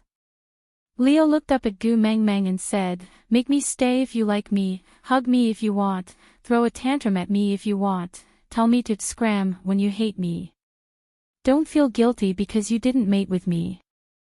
Staying by your side is my own choice, because your selfishness is what I wish for." Gu Meng Meng said, "Why? It's all in the past." Leah said, "As long as I don't die, you will never be in my past." Gu Meng Meng could not reply and could only remain silent. The group of onlookers behind were watching with great interest. Gossipy. Breaking news. The former Ninth Highness of the Messenger's tribe degenerated into a beast pet. Is this a corruption of morals or a distortion of human nature? Please watch Gu Meng Meng vs. Leah *AVI. A small portion of these people were former members of Saint Nazir while the majority had just joined this time. The new members did not know what had happened between Gu Meng Meng and Leah in the past, but this did not stop them from watching the gossip with great interest. They're holding hands, holding hands. Look, the great messenger's gaze is melting. I bet 2 giant beasts that the great witch doctor will definitely be able to take the position. No, I don't think so. Look at the cold aura that the great tribe leader is emitting, he will definitely not let him take the position so easily. Just as the main leads were silent and the onlookers were exchanging glances with each other, the group finally returned to their original campsite. The females surrounded them and felt strange at the things the males were hugging. Mandy was the one who was more familiar with Gu Meng Meng among the new females, so she plucked up her courage and asked, "Great messenger, what is this? Gu Mengmeng then regained her composure from Li's words. Rubbing her face, Gu Mengmeng said, "This is bamboo shoots, it's the best for stewed meat. Let's stew a small pot later. Those who like it can register with Leah and let him distribute it to everyone. It's food.